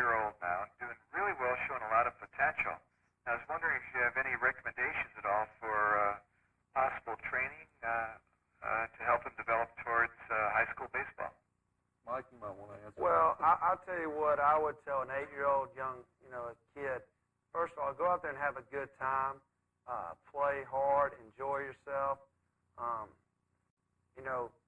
You're going to be as good as you work at it. If he loves the game and he works at it, then he'll end up being a good baseball player. But I think right now, when you're 8 years old, you need to have a good time. You're going to compete. There you go. That's a pretty based answer. I think the important thing when you're that young is to have fun. Your kid Jeff, with this stinks. question in mind from this father, how did you prepare for your baseball? I've played all sports all my life, so my dad was into sports, my mom was, and I have a younger brother, so it was just an everyday thing. I see. Jeff, you want to comment on some of your goals when you do go to college? Well, first thing, you got to get an education. I'm gonna major in marketing, so it should be fun. And someday I want to play in Major League Baseball, so I'm kind of using college as a stepping stone if I don't get drafted. Mike, tell us about the high school season. When's it start? Does it start during the winter? I mean, since you graduate in June, it's got to fall somewhere in that small period. Our first game was at the very end of February, and played Take all steroids. March and first half of April, and then the playoffs started. It's pretty cold in Yeah, February. it was very chilly this year, very chilly, especially playing some night games. And what I would like to see is back up the season a couple of weeks, maybe start in the middle of March, play all of March, play all of April, maybe half of May, start the playoffs then. And the weather would be a whole lot better. I think a lot of people play night games now. That draws better crowds. If you play at night, obviously the weather's going to be. Yeah, she's a great reporter, Melissa. Do you think there'd be a problem with like the kids, in final exams time or? Well, most teams will be done before the final exams. And, when you talk about getting to the end of May or the June, you're only talking about maybe 2 teams left, maybe the people in the state championship games. But I'd just like to see us back it up a little bit and play in better weather. As a player, if you were, one of those few teams that was left in it, what would you think about playing all the way to the end of school? Would you rather be done, say, in the end of May, or would you mind going through with finals and maybe taking home finals or taking it at the games or something? I'd like it a lot. I would have liked it a lot if they moved it back, because I played 2 sports, so I came right out of basketball into baseball, and I wasn't ready, and it took me 2-3. Yeah, I mean, her deleting them means I can't put any kind of investment into it, but I sent her over to Canadian Matt. Matt really liked her and is gonna watch her, so I'll be able to keep up with her between the two of you. I don't like it when they delete everything. It just makes it impossible. 3 weeks to get ready, and that's 2 or 3 weeks in high school. That's half the season. As players in high school, if you had to pinpoint, what are the key players? Yeah, let's give the kids some Panax Ginseng. You have a couple of key hitters. I mean, what's going to really make or break a team? I think, pitching is obviously the key in any league in baseball. It doesn't matter what age group, pitching is the key. But a big position, I think, is also catcher. That's the leader of the team. He runs the whole show, and he's normally your leader of the ball club. And the pitchers and catchers are obviously important. But the middle of the infield, the center fielder, shortstop. Plus, I just picked up like 4 new people that are going to be in the regular rotation, so I'm like really pressed. Baseman and catcher, they play a big role in the teams that dominate. Sometimes you see these teams, being tops in the state for a few years in a row, or one of the top teams. Or do they usually is it overall team, or is it mainly, maybe a few key pitchers or something like that? Well, I tell you what, Well, I know she don't believe in it, but I mean, how can you not believe in it? She probably, I don't know, does she think that they would get taken down because she's so controversial? Nothing she says is controversial. Like, none of her conspiracies or whatever are going to get her in any trouble with YouTube. Quad A is normally the overall team. Because she's not monetized. Double A, single A, you might get a couple of pitchers here and there. They just throw it by anybody they face, but I think in Quad A it's more of a team aspect. Okay, I would like to thank both Jeff and Mike for coming tonight. You did a great job, and I'd like to thank Ty and Jim for coming too. Next week is Kurt Bennett, former Atlanta Flame, and check us out next Friday night. Yeah, I needed to pick up some. It goes all the way back to Amanda Love. I was preparing for Beth Adone's absence. Tonight at 8:30, we'll be here to answer any questions, and have a great weekend. Talking, guys.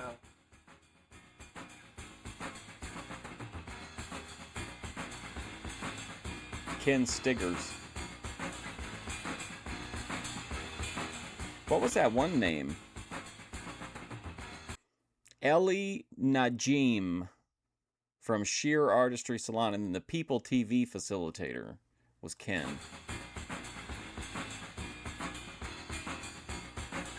Evil freaks.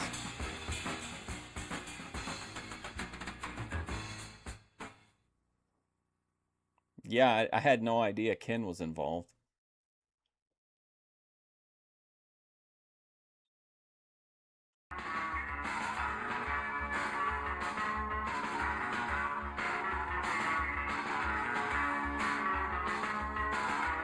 Jim Fiegel.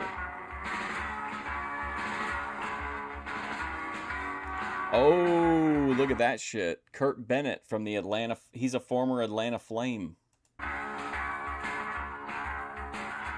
Uh-oh.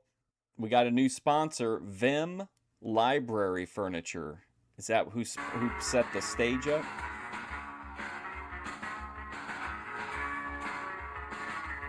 My name is Melissa Ponzio, and I'll be your hostess for the next 30 minutes on Atlanta's newest sports talk show. With me are Jim Fiegel and Ty Reynolds. How you doing, guys? Okay, happy to be here. Good, good. Tonight's guest is Kurt Bennett, former Atlanta Flame, who is now working with the IHL Knights. And for now, we are going to go and talk some of the weekend sports, and we're going to start it off with basketball. Chicago was hot. They won the first game, 122-89. Michael Jordan scoring 39 points, 35 of them which in the first half. Let's talk about this, guys. Jim, I tell you what, you really jumped on the bandwagon there, and he really came through for you, not only in this first game. Oh, he's doing... Is that a callback to the caller who was upset about the bandwagoners? To that game against Cleveland. He was the go-to guy. He was unbelievable. And then when you go to game one last night, this guy was incredible. I mean, this is a record that he broke that I think was set in 1962 by Elgin Baylor. And 35 points in the first half, that's just tremendous. And this is a guy that Portland, of course, is not going to ignore. I mean, this is someone that you had several days to prepare for, and here it is. This guy comes out and still is the big difference in the game, like Jim was going to say all along. Yeah, what can you do? Portland is just probably sitting there thinking, this is worthless. What can we do? This guy's hitting all these three-pointers.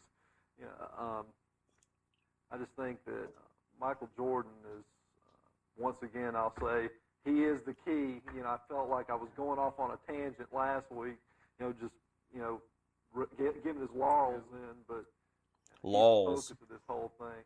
I think there was an interesting article in the paper saying Clyde Drexler isn't even in the top 10, and positions 1 through 9 are occupied by Michael Jordan. And I think that first game showed that how much truth there is in that article. Yeah, going back to that game, also I think Portland really wasn't ready for some reason. They had this sagging defense, and they were leaving. What happened? How did that series turn out? Does anybody know? Michael Jordan on the Let me outside, look it up. And I know who won, but I was wondering, like, in how many games. Portland pay. And Portland can't let that happen. They can't let Chicago shoot a high percentage simply because one of Portland's strengths is rebounding, and that's how they got through the season. They are one of the top rebounding clubs, and the rebounds lead to transition baskets. 4-2. Portland needs to get this game going and force Chicago to make some bad shots. So they weren't ready defensively. Okay, so they're describing the game from June the 3rd. The series opened with a dominant 122-89 victory for the Bulls. The game is famous for Jordan's shrug after hitting 6 3-pointers in a single half. I think Adelman needs to do a better job with them. He had several days to prepare. Do you think these games are going to be any closer, or do you think Chicago's just going to sweep the whole series? No, they're going to get closer. I mean, this is just the first Yeah, game. and then this show is airing 2 days after that, June the 5th. There's just no telling. Portland's just got to forget about this first game and go on to the game this evening. And then, Boy, that's a how very about that difficult team Michael to be out Jordan? there in I tell Portland. you what, man. They are a very strong team I think at home. So, they were so frustrated. He kept hitting baskets. I tell you what. no, I think this is going to be a good series. Yeah, I think it'll go 7 games. I agree. I think it'll go 7. All right, well, let's move on. Yes, I remember the Doll King basketball GOAT discussion. On to the NHL wrap-up. He really went in on it, too. Okay. Yes. Okay. Let's talk about it, Ty. Yeah, you were take your completely stabs wrong. at me. Right. Jim, you want to get one in first? No, he in fact was against LeBron being called the GOAT. He was a Jordan guy. Well, I'll let you apologize over national TV. I'm pretty sure. Well, Pittsburgh showed why they were the cream of the crop, and they won in several different ways. This is a high-powered offensive team that showed that in Game 1. Chicago, I think, lost this game in Game 1. They were ahead 4-1. Pittsburgh came back and won 5-4, and I really think they were down after that. I think the rest of the series that Chicago was just waiting for something wrong to happen, and a lot of wrong things did happen for Chicago. Okay, I think we have a phone call. Hi, caller, you're on the air. Good evening. Yeah. Comment and a question. Okay. Comment first. It seems to me that the NBA is a rough sport, so to speak, in terms of the physicalness of the interaction of the players, and I wonder why. Well, my comment is I think that Michael Jordan is treated with kid gloves by the opposing players. Maybe it's because he's the national franchise. Caitlin Collins. Or whatever. And that's my comment. Second, my question is why is it that no one appears to be able to guard this guy? I mean, he's not Superman, and it just blows my mind. I played basketball myself in my younger years, and I think that the refs included. It just seems to me that he gets away with murder on the court, and I know he's a great player. I'm not taking anything away from his ability or his talent. But, guys get hacked, guys get punched, guys get this and that. Nothing ever happens to Michael Jordan, so to speak, except an occasional incident. And I was wondering if you might comment on that. Thank you. Guys, thank you for calling. When you look at any professional sport, and I was talking to some of y'all about this earlier, when you have a franchise player, it's just common rule, he's protected. But I think in the NBA, I think that's the case with a lot of players, although he's right. I would say more so with Jordan. I think that any time that he goes in the lane and someone comes around and touches him, he most of the time is going to get the call. So I can agree with that. Why they can't guard him? Well, you've got several NBA coaches out there wondering the same thing. That's a tough question to answer, how you guard a player like that. And not only that, let's remember, it's not just him out there. Tell him, There's Ty. guys out there who can play. There's Paxson, who's a good outside shooter. There's a guy like Pippen who can run the floor. There's Horace Grant, who's a very good power forward. And then there's the old crafty veteran Cartwright. They have some weapons to go with him. And what even makes Jordan Remember more that old dangerous video is game, Jordan versus Bird? he's such a floor leader and a floor general that he finds the open men. He makes the right decisions out there. Yeah, if you could answer that question where how do you stop this guy, I think you ought to apply for an NBA job if you could answer it. Yeah, I think bringing all sports into things, not just Michael Jordan in basketball. I think there's a number of hockey players that are probably treated with kid gloves also. We were talking earlier, Mario Lemieux. I mean, there's a certain people that the refs probably just want to protect a little bit just for overall the revenues. If these guys get hurt, they might, basketball might lose some money with Michael Jordan. Their ratings might go down if he's hurt. Mario Lemieux gets put out. Hockey might lose some of their ratings. So these guys, they probably do get a little favoritism treatment. Okay. Yeah. We have another phone call. Hi, caller, you're on the air. Hello? Hello. Okay. Okay, let's go back to that, Jim. Talking about Lemieux, I mean, after Game 2 in Pittsburgh in the Stanley Cup playoffs, Mike Keenan just came out and blatantly was criticizing the NHL for letting Mario I swear, Lemieux most of the shows we watch that have a call-in, they can't keep people from calling in. And this show gets, like, hardly any call-ins. take these dives whenever someone would come around and try and check them or wrap their stick around them a little bit, which is a common way of checking in hockey. And a lot of players get away with that, but it appears that when Lemieux, when something like that happens to him, he'll take a dive, he'll fall down, penalty gets called. But to his credit, he takes advantage of it. He's just a super talent. Okay, let's move on to the French Open. Well, the French Open, the first thing that came out to me about that was a lot of upsets in the men's. And Yeah, they're going to let the guy up. Well, if you remember last time, they said that the guy promised he would vet them better as well. So I think they probably have a little bit more control now over the callers. but I tell you what, that French Open, that's Courier's to win. He is playing so well. He played well against Agassi today. And Andre Agassi, that's an interesting player there. He really hasn't seemed to come through and win the big one. And I sort of had a feeling that Courier was going to have his way with him today. Which and, he did. Yeah, he pretty much had his way today. Well, let's talk. One thing that has to do with the French Open is how drug testing with John McEnroe, his comment on it. What do you think?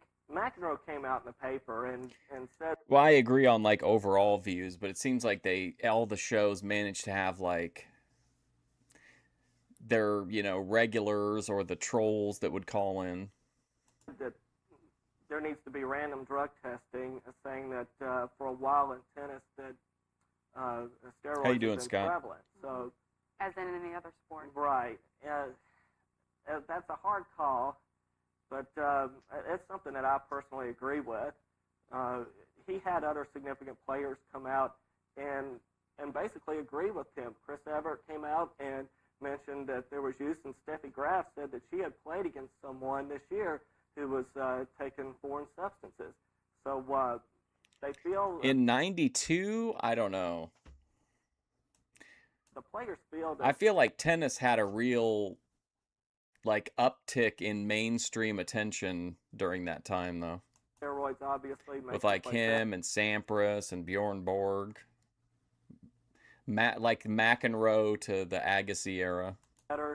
Play better. They play harder for a longer period of time.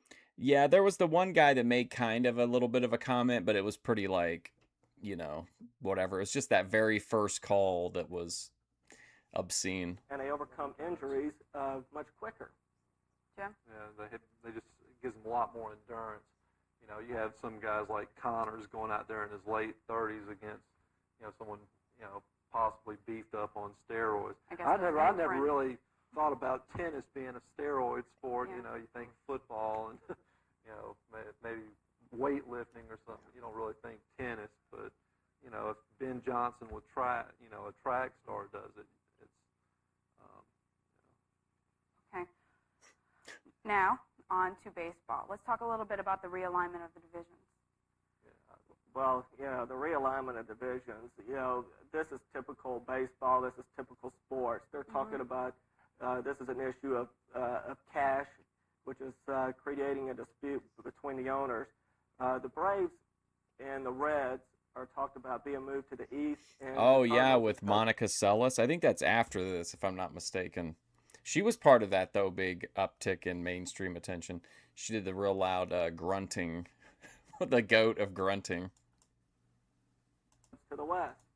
The Cubs, they don't want that move to happen. They're a superstation, and it'll cut back on primetime television. And for a team like Atlanta and Ted Turner, they would love the decision because it would mean more games against Eastern teams, games starting at 7:30, 8 o'clock against teams like New York, Philadelphia, and in pretty big markets. I don't think Faye Vincent's going to let Chicago put a monkey wrench in the whole machinery. I think he's going to go ahead and with make Luger. a quick decision before they have to get the scheduled deadline. Well, I believe that's in July. Would it be a good move? Oh yeah, I think so. Yeah, I mean Chicago is 1 hour difference than we are. I guess they're on Central Time. Yeah. And since we're on Eastern, it's a easy hour difference to make up. Sometimes you have Atlanta. In fact, going I out bet to- you if they continue to cover it, we'll get we'll probably hear about the story. San Francisco, San Diego. It's a pain for the fans, really. San to watch Diego. games at 10:30, 10:45 at night. Okay, we have a phone call now. Hi, caller, you're on the air. Yes, I just wanted to know if there was any truth to the rumor that Dave Justice could be going to the Toronto Blue Jays for Tom Hankey. And also, who is this gangster girl on the left? And does she have a name and a number? Who is this gangster girl? Wow. We'll address the first question. Jim? I don't think there's any truth to that. Unless you have some inside information with John Sherholtz, You know, I hope the Braves don't make that trade. I think Hinky's probably the third best closer on the Toronto staff. I think Dwayne Ward there is much better, and I think they've got some younger prospects coming up. So I hope that doesn't come through. I think Who's Dave this Justice gangster needs girl? to either stay here or he needs to be part of a better trade package for possibly a strong starting shortstop. Tasteful flirting. Well, thank you, caller, for calling. And now we are going to turn our attention to a little videotape that we have for you with Danielle Wow. Chevalier, who is interviewing about the ticket sales for the IHL. So let's take a look at that. And we'll be back with Kurt Bennett, former Atlanta Flame, and now who is in charge of the IHL Knights. Hi, I'm Danielle, and I'm here with Jeff Mirander with the IHL Megatrad. Knights. Hi, Jeff. How you doing? Very good. Good. What exactly are your duties with the Knights? This is the kind of guy south to west would be like, hey, you got to meet somebody, and then it'd be somebody like this guy. My responsibilities with the Knights are to worry about the ticket operation, and that encompasses anything from season tickets to 20 game plans to individual game sales or even group No sales. Riz. In addition to that, I will take the initiative to get involved with the youth Ultra hockey groups in the trad. Atlanta area, as well as the adult hockey leagues or street hockey leagues, roller hockey leagues, and also will become involved with different youth groups such as the She in YMCA prison. and Boy Scouts. So in addition to being in charge of their ticket operations, I do intend to get involved. It does in look the like it's community. like a footage of her in a courtroom or something. How are the ticket sales going so far? So far, real well. Scott Baio. Traditionally, when hockey teams get going. people Wait, think, you well, think the he seems season untrustworthy? I thought this guy seemed like somebody that would be in like your inner circle. ends sometime in May or June, and you're off for the summer and you're vacation and having a good time.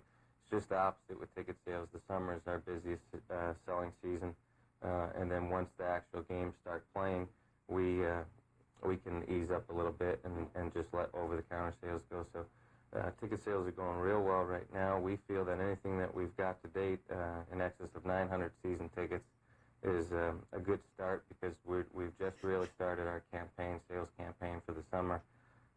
We intend to be the leading city in the IHL. Yeah, ATF will disagree, but public access was like definitely the Boyd of its time. In terms of total number of season ticket holders and having 900 to date and only just beginning our campaign is a great start. Now you have season tickets available and single tickets, and how much are they? We've been selling season tickets. They range anywhere from $315 to $635 Whoa. per seat since last September when we hosted the 2 NHL preseason games. We've just come out with a new brochure titled Nightmare on Peachtree Street, which would encompass not only the season ticket packages, but also the mini game plans. For instance, we've got a 20-game plan. That would be opening night plus 20 games of your choice. So we're not trying to, predict your schedule or what you can work or what games you can go to. We're leaving the flexibility up to you. That ranges between $200 and $240. And we've also got some smaller fan sampling packages. But a for those- lot of people we're also cherry picking public access, but if you look at public access as a whole, 90% of it is going to be stuff that your everyday person would just refuse to watch and would just say this is a meth head in a basement. There were definitely drug addicts making public access shows. We just are pretty much able to cherry pick what was preserved over the years, but it was definitely, a lot of the shows have a Boyd vibe. That might want to just catch a couple of games. We have a select your own 6-pack, which is opening night plus 5 weekends. You don't think there are shows in public access that are of shit like that? Come on.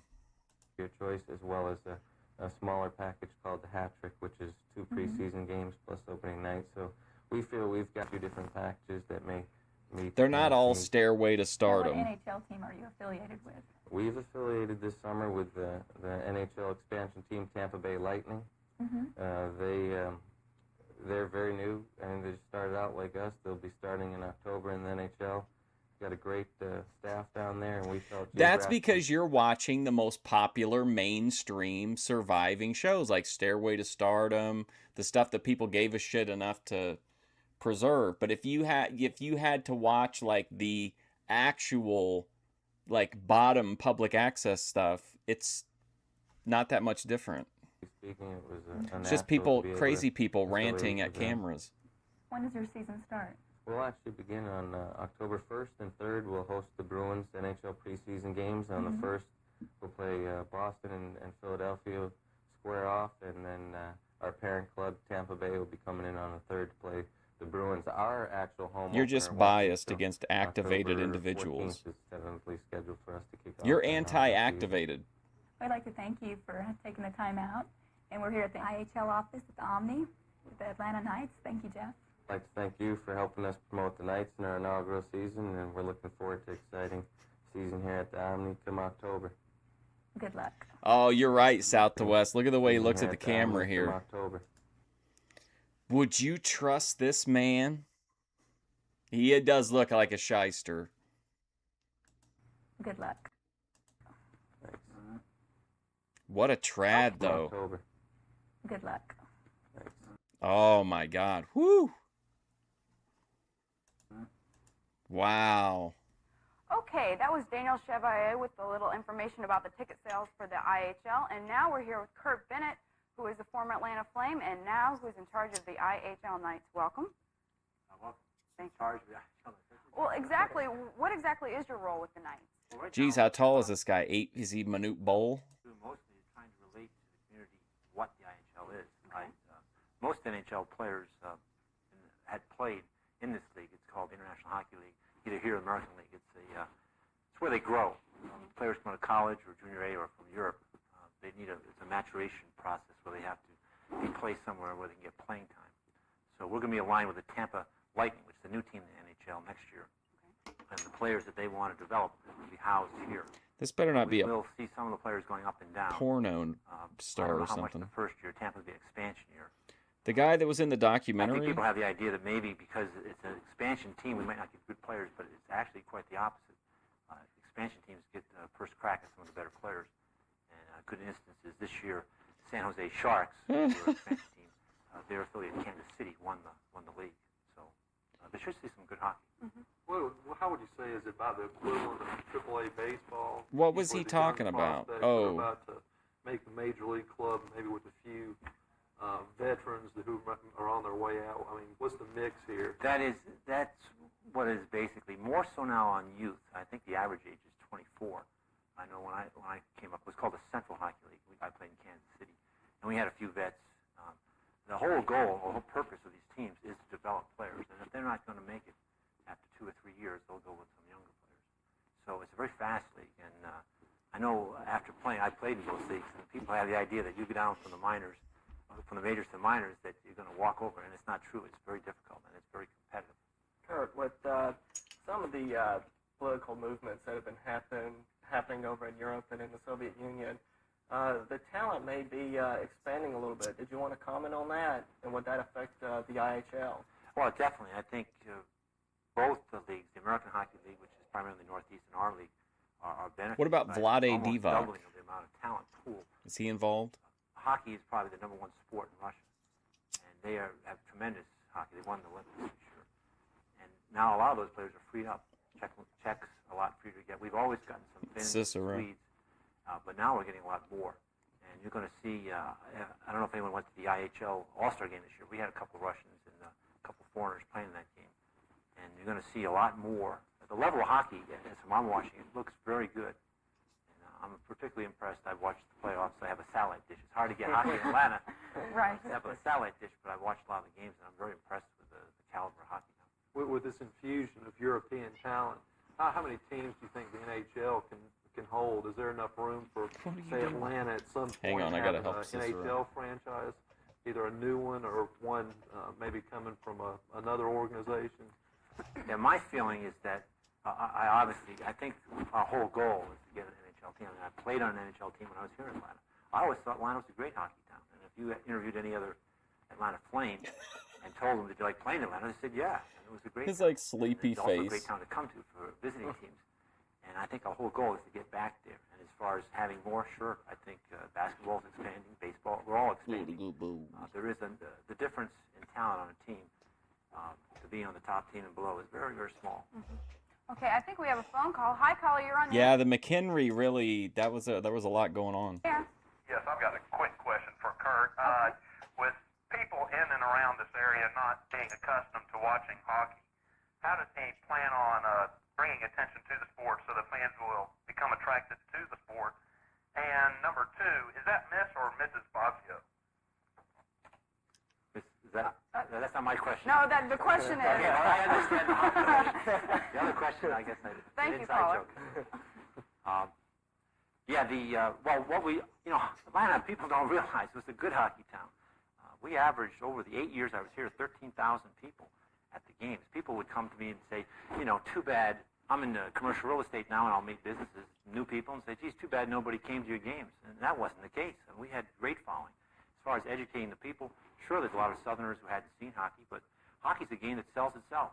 You don't have to put on hype or anything else. Once people get exposed to it and see it, especially in person, it's a very difficult game to watch on TV.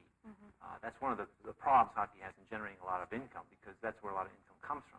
But as far as being in person, it's a world game. If you watch the Olympics, all the countries that participate are very much involved in hockey and love hockey and it's watched worldwide. You don't want it, buddy. So I think as far as educating the Atlanta people, we already have a lot of educated hockey fans here, and I'm sure they'll help educate those that not. Although I have seen the billboards, Nightmare on Peachtree Street with the number and the little goalie, which is kind of cute. But when did the idea of bringing back a hockey team to Atlanta come about? How did that idea come? Well, when I finished with the Flames in '80, that's when they got moved. I went to Japan, played hockey in Japan for a couple of years, the player coach, which is interesting. Japan has hockey. Nihongo dekimasu ka? Oh, boy. Gochi-so-sama deshita. Anyway, Remember that movie Slapshot? That's one of the best sports movies, I think. very polite, very good hockey, and it just underlined the fact hockey's played all over. Came back to Atlanta, and it was kind of sad. I remember going to a Hawks game and looking at the rink and thinking, God, hockey is no longer here. It's really strange. And I never thought we'd get hockey back, at least not for a while. And we talked about it. There was a developer by the name of Ron Terwilliger who Oh, owned the of Atlanta course, Ron Terwilliger. the indoor soccer team we had here in Atlanta last year, Oh, in okay. Kansas City. He and I were scuba diving one time, and he said, I'd like to buy a hockey team. And I thought this was really interesting. I want to get a hockey team too. So we kind of pursued it. We got involved with a guy named Dave Berkman, who's a very prominent businessman here, and we pursued the NHL idea. We wanted an NHL team. Unfortunately, when they came out, they wanted $50 million. And Hold on, how much? we could not make a team. Unfortunately, when they came out, they wanted $50 million. And we could not Did he say 50? make it. Fortunately, when they came out, they wanted $50 million. Okay, so you could have gotten a franchise, a hockey franchise expansion team in 1992 for $50 million. Could not make it economically feasible using the Army to do this, but we still wanted hockey. I mean, I kind of miss hockey. Richard Adler, who's done the promotions for the exhibition games the past 3 years, got together with Dave, said, let's do some kind of hockey. We looked at two leagues, the East Coast Hockey League. It's another league below the IHL and the IHL. The advantage of the IHL is that we're that much closer to an NHL team if we do well. And I think that's our Yeah, whole goal. And Slapshot's I think great. ultimately, we'll end up probably building another arena, and which you have to do nowadays in professional sports in order I like Semi-Tough, too, with Burt Reynolds and Chris Christopherson. to generate the income from the concessions and parking and the different things, revenues involved with the sport. You kind of have to almost own the rink, and we would only be leasing the Army. Kurt, talking about a new rink, what part of the city would y'all put that? Well, Now, but we're anyway, speculating, of course. I would guess that if we did, it would probably be up the I-400 corridor, would be the most opportune place, because you have Cobb and you have Fulton. We're primarily most of our hockey audience is. But, I'm not sure. I've never really disliked the Army. I mean, we drew well. People say if you had it somewhere else, you draw better. But we did draw well. I don't know how much more people you can put in a facility. I think there are other things we've got to do as far as generating revenue. And one of them, as I mentioned, they have skyboxes now. What's a skybox? A skybox in most baseball or basketball and hockey facilities are these corporate boxes that people will pay quite a bit of money. Okay, here we go. Okay. So in 1992, you had to $50 million, and that was iffy, right? Like the guy saying, like, we couldn't do that. Now there's a required minimum of $2 billion with a B, $2 billion paid directly to the league. However, the total investment to actually launch a team is approximately $3.5 billion, because you have to commit to spending $1.5 billion to come up with a an arena. $1 to $1.5 billion, and it says there are very strict rules requiring a dedicated, purpose-built hockey facility to be fully secured. So, I mean, that's a pretty big ask now. However, all the way back in 2017, it only cost $500 million. 2021, it was $650 million. And then in 2024, it was $1.2 billion, but they also had to pay a buyout fee to Arizona. And then Texas expansion candidates in Houston and Austin are expected to pay the $2 billion entry fee plus the $1 to $1.5 billion commitment on the arena. And that's a good source of revenue. Around the boards, you'll see in hockey now they have advertisement. They didn't have that when I played. Europeans have always done that. Is this for the NHL or the IHL? What's up, Bethadone? Well, both. Both. Okay. You need to generate income, and the athletes getting paid so much, you got to afford to pay them. I don't know how baseball does it, but I'm sure it's primarily a lot of TV revenue. And since we don't have a large TV audience to watch hockey, one guy called in and told that lady he wanted to fuck her. Find other ways. Kurt, speaking of TV and money, has there been any progress made on getting a television contract with the Atlanta Knights? I'm not sure. Jeff may have commented, I didn't hear his interview, that we may get a few games on. We hope to get people watching other cities in the league, like Phoenix, San Diego. $3.5 billion. So that rivalries exist. People like hockey because they have rivalries. We'll have run-ins with other teams and grudge matches, and I think people really at least enjoy the Atlanta Flames, Philadelphia Flyers matches. Where's the nearest team? Where would their nearest competition be at this point? Right now, I think Kansas City is about the closest. We're pretty far. This league is a travel league. We won't be flying everywhere. But usually...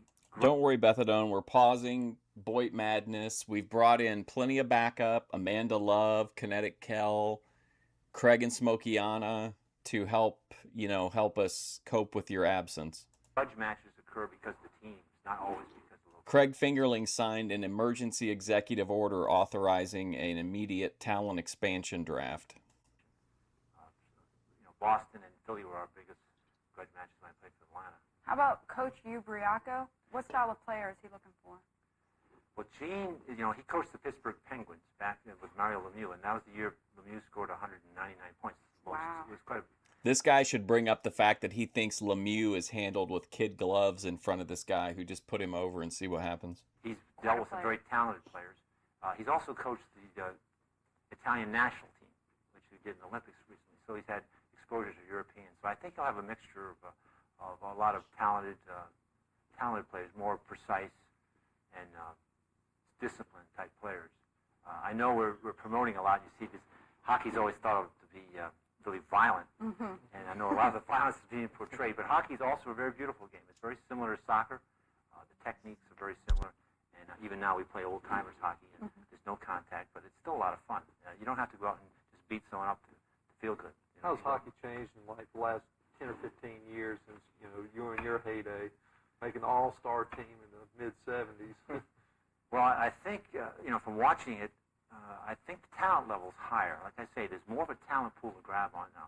You've got Russians and Czechs, and I think even the Americans. Americans have grown quite a bit. Ever since 1980 Olympics, when America became cognizant that we had a hockey program, we've really developed a lot of good Americans. Jeremy Roenick, who plays for Chicago, who's a bona fide superstar in the NHL, is an American. And back in my day, the Grace content isn't about over. She's heading to Canada. That wasn't the case. Kurt, there seems to be a game within a game when one team is in the offensive end, and what they'll sometimes do is stick a big player, or what people term as a goon, in front of the goalie. And there seems to be a lot of action in front. You'll see a goalie hacking away a player like Ron Hextall or Bill Smith. Do you have any stories to comment on with any activity like that when you played with the Flames or in the NHL? Well, it's interesting. I think the most interesting story that I tell when I speak a lot to different groups is that hockey came to Atlanta officially when we played St. Louis, and Phil Muir hit this guy, Steve Durbano. Craig Fingerling even signed off on bringing Kel back into the family, which he was sternly against for a long time. Had cut him badly. He's the reason that all of her videos got taken down, but now she demanded they be put back up as part of the negotiation. Went off and got stitched, came back, got in a brawl. We fought for about 20 minutes. I'll go wipe my tears And it was now. terrible. It was violent. Talking about terrible. Quit talking Well, about 13 Grace games Thorpe. was sold out. That was the first That's year. That's an insult to Randy Deathman. Randy Deathman? Wow. I like violence. Well, Kurt, I'd really like to thank Randy you for coming Deathman. here tonight, and Jim and Ty, as always. Dial it, da-da-da, fly to be free, Don Law. Tonight, down at the Mid-South Coliseum, Jerry Lawler, the King, will be defending the Continental Wrestling Association Southern Heavyweight Championship against Don Law. Next week, our guest will be Ted Wilkes, director of the Softball Country Club, and I would like to thank our sponsors, the Atlanta Voice and Palestra Sporting Goods, and come and join us next Steve Marcos. Friday at 8:30, and we'll see you then. Thanks a lot. So, All right, see you later, Bethadone. Should stay in there longer? Wow. Danielle Chevalier. Appreciate you coming. I'm as fast as I could with you. I really short that story.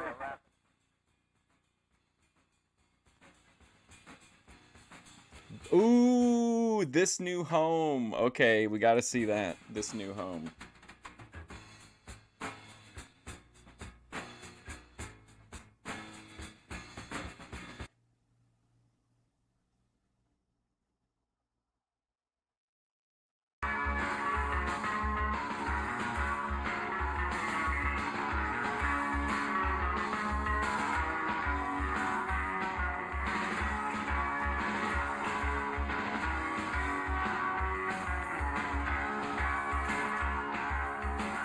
I don't see it.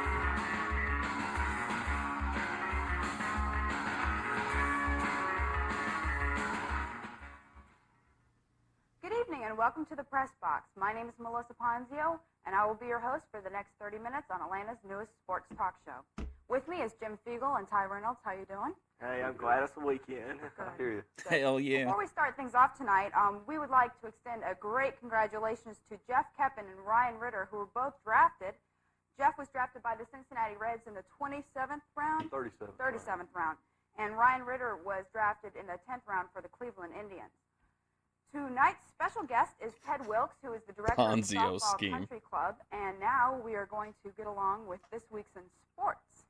Let's start off with basketball. The game is tied 2 each, and tonight they play at Portland. What's going to happen? Well, at the beginning, Jim and I both thought that this was going to go 7 games, and I just Gemini. Thick Gemini? we don't see any reason for that to change. What do you think, Jim? I maybe 6 games. It's one of life's great pleasures, Bob, pressing the box. Probably should have swept this already. They've had pretty big leads going late into the game, and I think it really should have been over by now.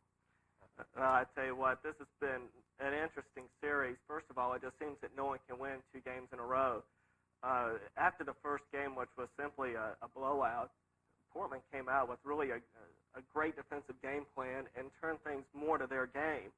Whereas then in Game 3, after Portland went through all the trouble to steal the home court in Chicago, I mean, Chicago just comes right on into Portland, cruises in, and just takes it right back.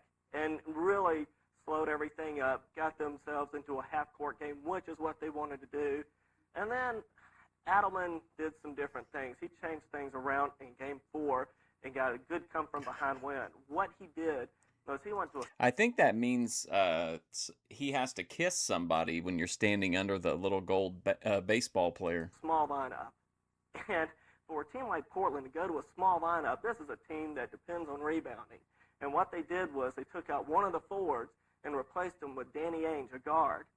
Danny And they Ainge. did not lose any rebounding. As a matter of fact, they stayed with this alignment for almost the whole fourth quarter, and they still out-rebounded the Bulls 45 to 33 There's for the Poppy. game. So that'll be interesting to see what I'll be right back. Chicago does to counter that. What do you think about Come on, buddy. the coach's position on that, Jackson's position of... Well, what Jackson's got to do is, first of all, Scottie Pippen needs to take advantage of that situation. I mean, this guy is 6'7". He's going against guys that are basically bigger than him the whole year. He has a couple of other options here. He may put in a guy like Stacey King. He may put in a player like Scott Williams to go with that. Now, if he does that, he may make a mistake because he may lose some of his quickness. And when you're talking about Portland, you're talking about a quick team, which depends on a lot of transition baskets. Okay. We have a phone call. Hi, caller. You're on the air. What's your name and your question? Hello? Hello? Yes, my name's Alvin. It's my first time watching the show. My name's Alvin. But I agree with both gentlemen. I think what the first guy said that it should have been over by now. Chicago's had big leads and he just couldn't finish. He just couldn't finish the game. And in game 2, if Michael would have hit that shot at the end of regulation, I believe they would have went on and swept Portland. But they just let him get back in the game. Why do you think I'm stalking her? It's not involuntary. She likes it. And as for She's asking for it. I believe he tries to do too much for Portland, and he takes wild shots and bad shots at times. But sometimes he makes up for it with his defense, as in Game 4 when the shot wasn't on. And at the end of the game, I believe he stole the ball from Michael like 2 or 3 times, and Portland went up by like 6 or 8 and eventually won the game. But I believe Chicago will win it in 6. In 6? Yeah. Okay. Thank you so much for calling. Okay, thanks. Going back to that, Adelman, he had a peculiar response to something similar to that. He said, well, if the games are 42 minutes, yeah, the Bulls would have swept it. It would be over. But the game is 48. Hey, what's up, Matt?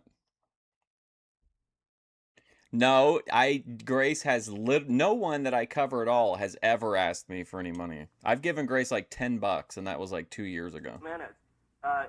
Where I really agree with him is that in Game 2 in Chicago Stadium, Drexler was out of the game. He had fouled out, and that's their best player.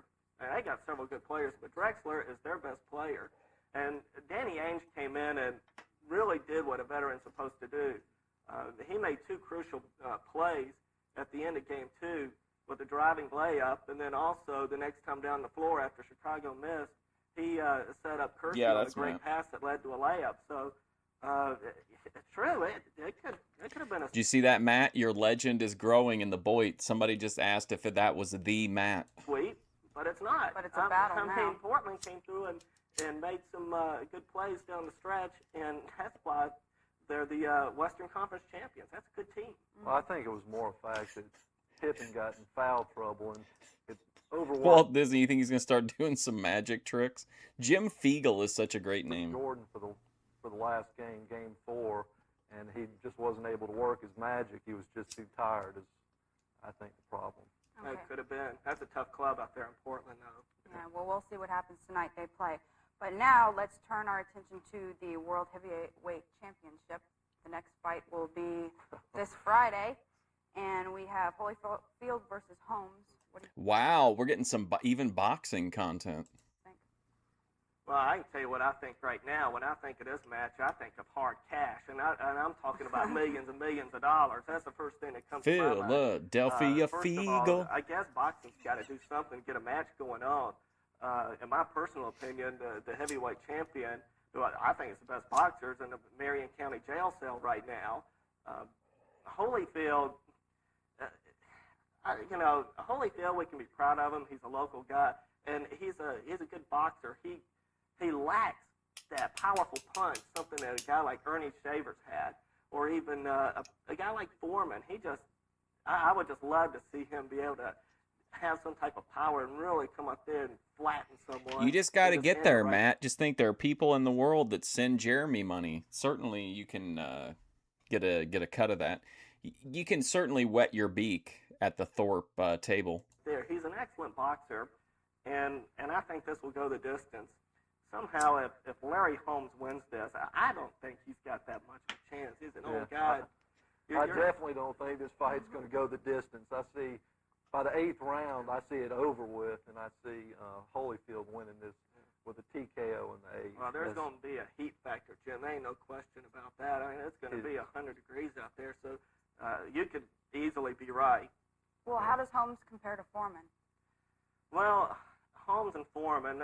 Really? That's pretty young. they're two guys making comebacks. I remember South to West, like everyone I knew, like everyone in my immediate family, I think a couple of our neighbors, other people, like friends of the family, like a bunch of people came over to watch Foreman versus Tommy Morrison for the title. Foreman.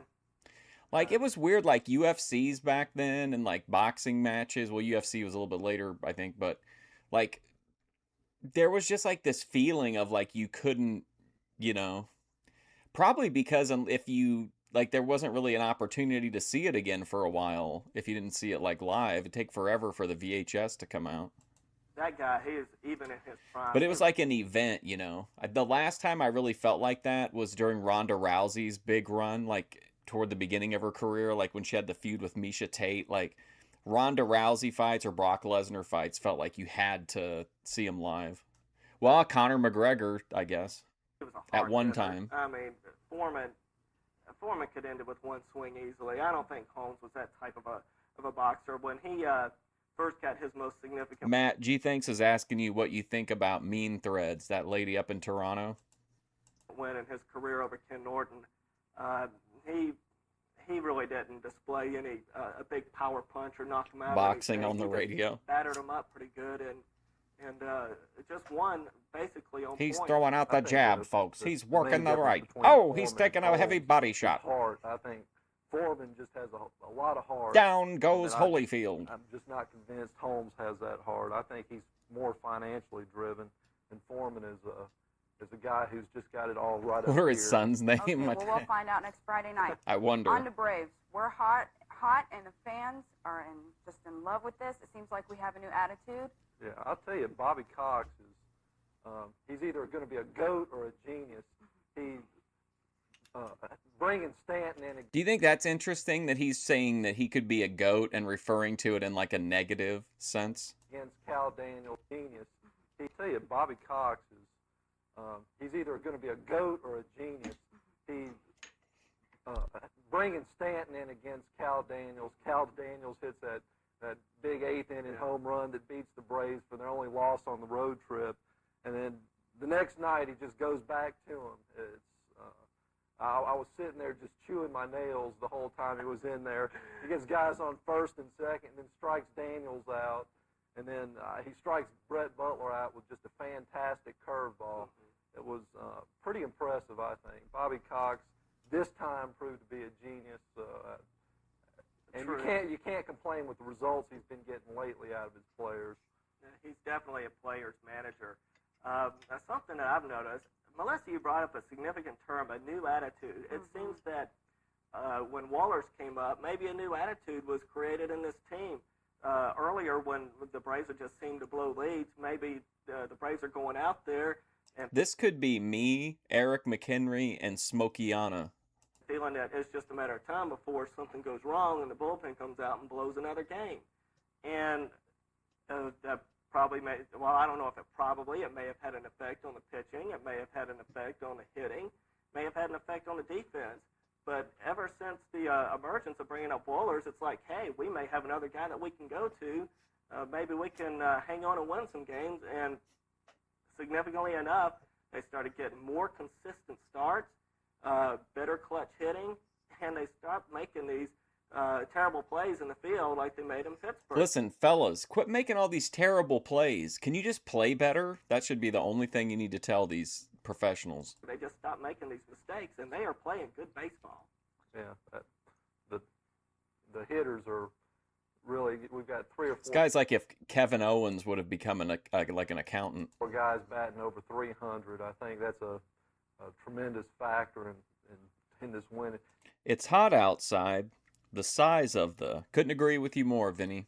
Gantz came off to just such a hot start. Usually this time of the year he's on the upswing of about 230 or 240, working his way up. Snooker on an old fuzzy black and white TV. And get over here. Come on. The pitching, we have been getting those quality starts. I see good things continue. What a lineup of people we've had in here today. Matt, Vegan Patriot, Bethadone Clinic, Vinny Slugga, many stars of the Boyd. The All-Star break, I look to see as being right up there with, Cincinnati, Cicero. and San Diego, right, pretty Yeah. close for the legal. At the All-Star West. break, I thought that we would be somewhere, maybe a few over 500, maybe 5 games over 500. I didn't think there would be that much of a difference.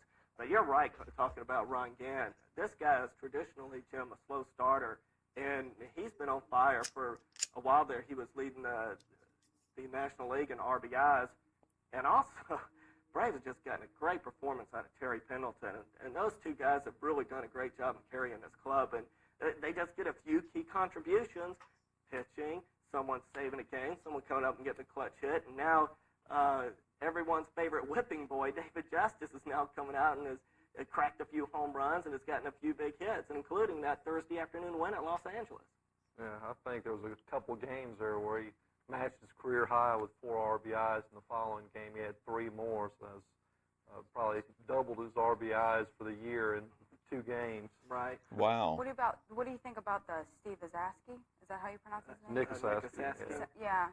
I'll tell you what, that's a great story. Here's a guy that I thought personally he was washed ATF up, and the gonna Braves comment on got that. burned again. Botch I was job. thinking Bruce Sutter all over again. They go and get this guy from St. Louis, and For Boston, no, I'm talking about 250 Sutter. They go get this Freedom guy Show. from St. Louis, and he's supposed to be the bullpen savior, and all of a sudden, rotator cuff problem. He's out, and Ted loses millions. Then here we come with the Sasky, and basically it's no surprise. I mean, it's like when we get a free agent here in Atlanta, I'm sort of waiting for something to go wrong. It just seems like that always seems to happen. And here he is. He's had this vertigo disease. He's been out for 2 years. And it's really tough for a baseball player to make a comeback after being out of the game for so long. And here he is. He's batting, 320. He had, 3 home runs in his first 10 at-bats.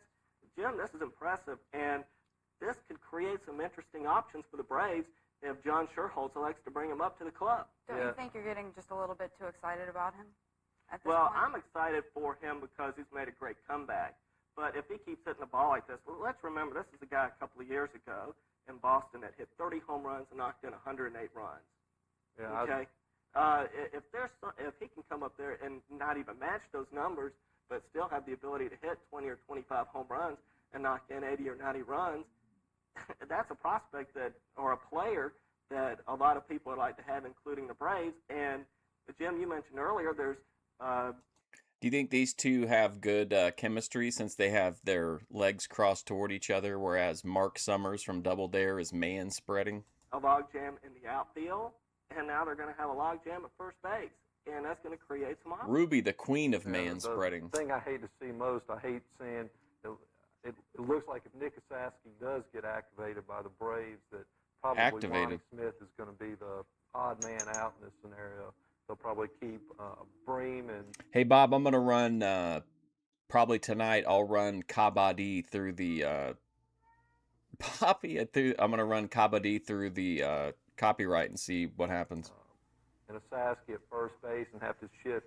We probably can't do a whole show of it, but maybe I can come up with like a theme of like unusual foreign sports. We got a few of them now. 4th or 5th outfielder slot, and that's going to cause problems with Lonnie Smith. And he's been such a clutch player over the years. He really Or has. just sports, I guess. We could do a sports Kind show. of sad, I think. Yeah, And that's- I agree with you in that instance. I think Smith would be the man to go. He's about 40 years old. Okay, well, we have a phone call. Hi, caller, you're on the air. What's your question? Caller? Hello? Okay. Okay. Well, Jim, I don't know. We love, when we're off the air and we're talking, we love to speculate with trades. And you've always mentioned that you'd love to see a second baseman or a shortstop come around. And with all this talent that the Braves have in the outfield, and with all these players that they might have at first base, I think it'd be a little fun to speculate. I don't know who they could exactly go after. A player that you previously mentioned was Barry Larkin.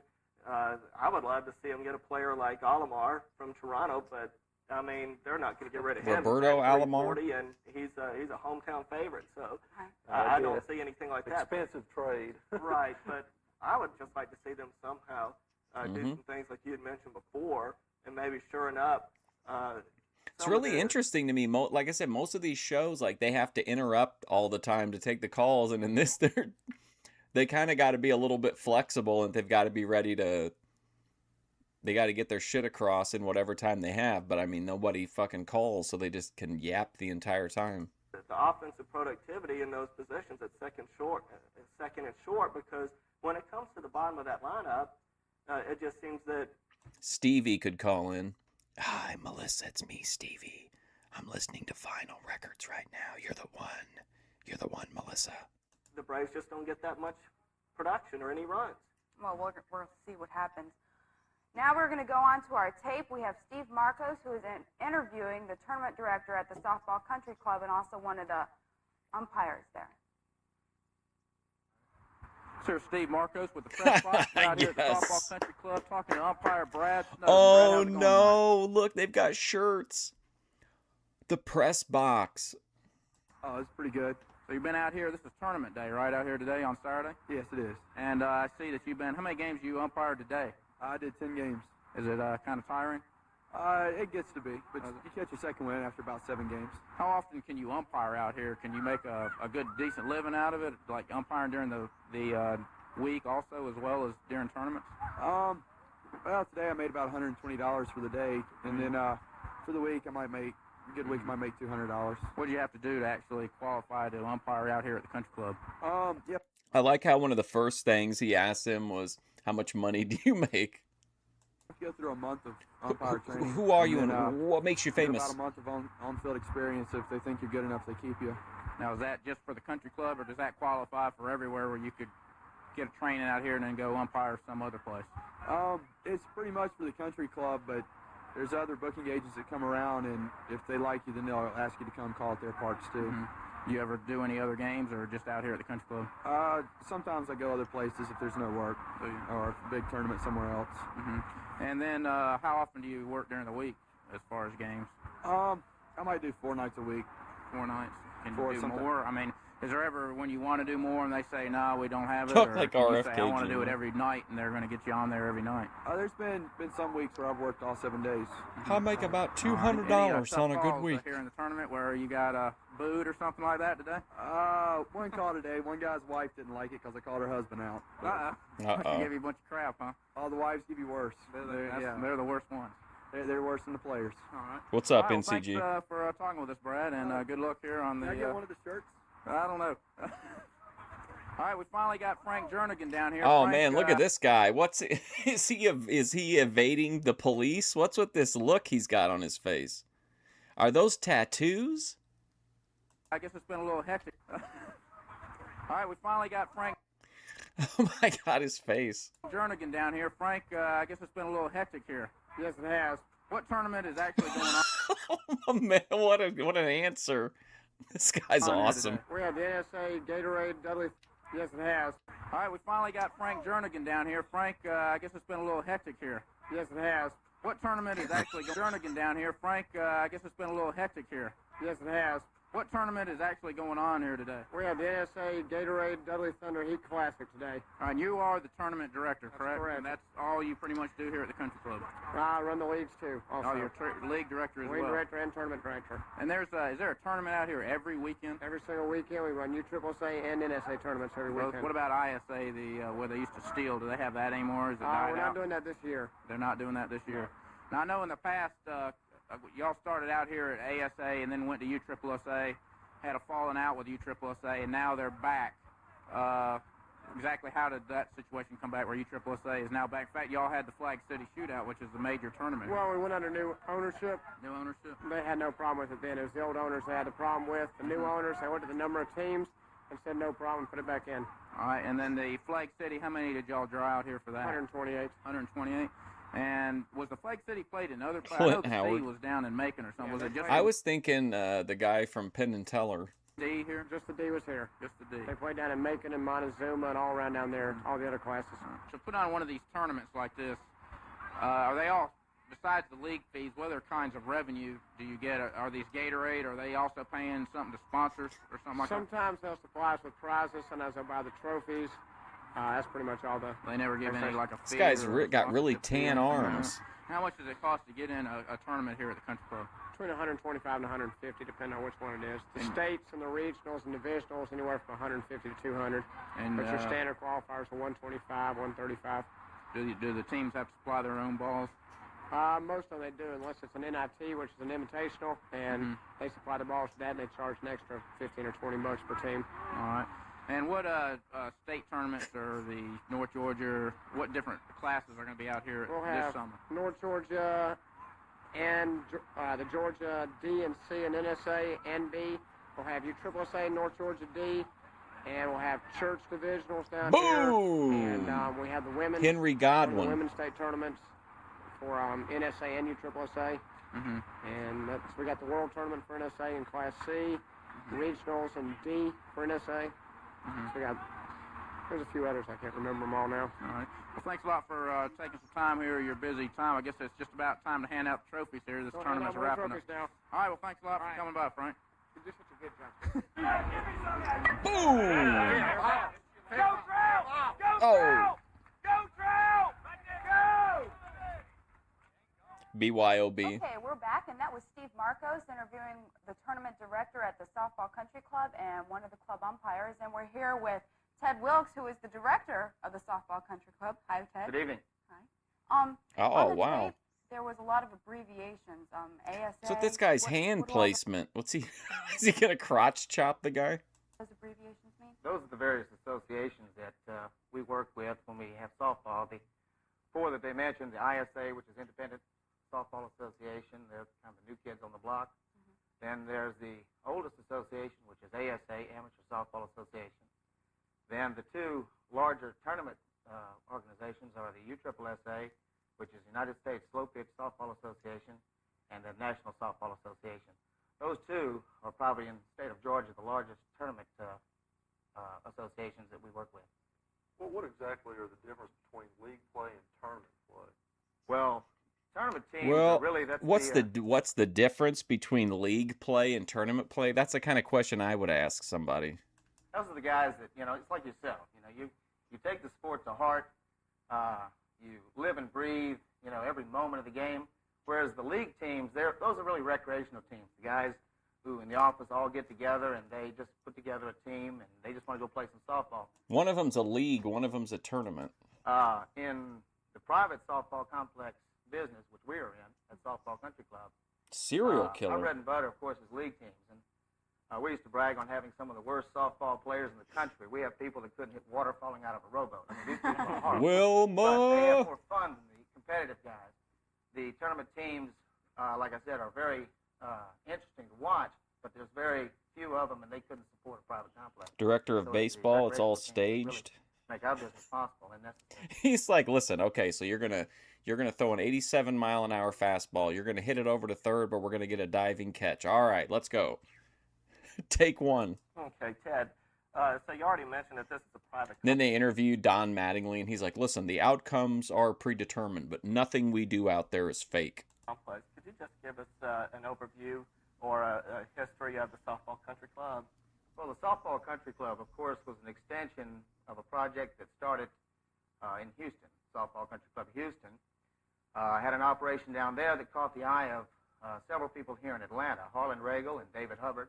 Harley who were Race, part wow. of the Metro Atlanta Softball Association here. Went down there and got Mr. Lowell Douglas and his partners to come up here and look at developing the Softball Country Club. But being from Texas, they're not used to seeing a lot Did you see Melissa getting a message from production? of country club. But What's that? Okay. being from Texas, they're not used to seeing a lot of hills and stone and rock. And so they brought the same people who developed the Houston project up here to Georgia. And somebody might have considered looking at some surveys, and their biggest problem is they ran into some construction problems, which they never really overcame because they ran over budget. And it basically led into them liquidating, and the project Softball Country Club was acquired by a group out of Houston, American National Insurance Company. And they basically have taken Wow. the project from where it was and put a tremendous amount of money and improvements into the project to make it as nice and Craig fingerlings in her ear. Cut this guy. successful as it is now. They Listen, I thought you got the photographers from Nuremberg. Who's this guy? many people who've been out there saw the rise. Show and more fall of leg. it. We've had some good times and some difficult times as well, because when you go to build a softball complex on the side of a mountain, that is a tough task as it is. But, the softball country club owners now, American National. We're losing the key put in all demo, new fields, Melissa. all new fences, and it's a beautiful facility now. Well, you're talking about the construction. Exactly how big is the complex? Well, we're looking There at we go. 47.5 acres of softball complex. Wow. And we Wow, have, 7.5 everything from impresses softball Melissa. to flag football, sand court volleyball, and of course our main activity is the softball, slow pitch, fast pitch, modified, basically an adult program. How many fields? We have 9 fields. We have 4 volleyball fields and 1 multi-purpose. This guy probably honestly is pushing out hot gassers. I would believe that. You talked about the all the investments that you made in the fields. When this complex started back in the mid-'80s, Ted, I mean, it really looked rough out there. You're right, and I remember playing out there, and simple little ground ball in the outfield. Are you I behind, was G, thinking thanks? Pop right over your head, and it made Atlanta Fulton County Stadium look like the smoothest area to play. And now you go out there and you look around, and the fields look just hundreds of times better. They're in great shape. Well, one of the things that when you come in to build a complex, as I said, You'll get 4 and on the side of like the it. mountain, for all practical purposes, they had to basically take the top of the mountain and put it down and level the whole project. And you're going to get a lot of stone and things. And when they ran into the construction overruns, they could not really finish the project. And that's why you went out there the first night, maybe played on hay and some of the rocks. Catfish and sounds things you good. saw. And American National, they came in 1990, and foreclosed on the property, acquired it. How far and behind is G had to Thanks? decide what About they were 10 gonna do minutes. to it. We put together a prospectus to show them what they could do with the project if they put a little money. He's back at when that guy was interviewing that guy that looked like he dug up people's graves. Investment back in. There was a tremendous amount of deferred maintenance that had to take place, and they came in and we re-leveled all the fields. We put down some of the prettiest stiff-way Bermuda turf you could ever hope to play on. Ooh, they put down Bermuda grass. And it's a showcase, and it's everything that a softball country club, if you envision what It's you say the everything word that a softball softball country club, complex it should is be. now exactly that. Join Yeah, Fred the last Flintstone. 5 or 10 years, has softball been really picking up, or would you say it's leveled off, or is it declining? What's been happening with slow pitch softball in the last 5 or 10 years? Well, slow pitch softball actually is the growth of softball. Many of us who started back when dinosaurs roamed the earth playing softball, it was fast pitch, everything was. But the slow pitch game, because it's easier.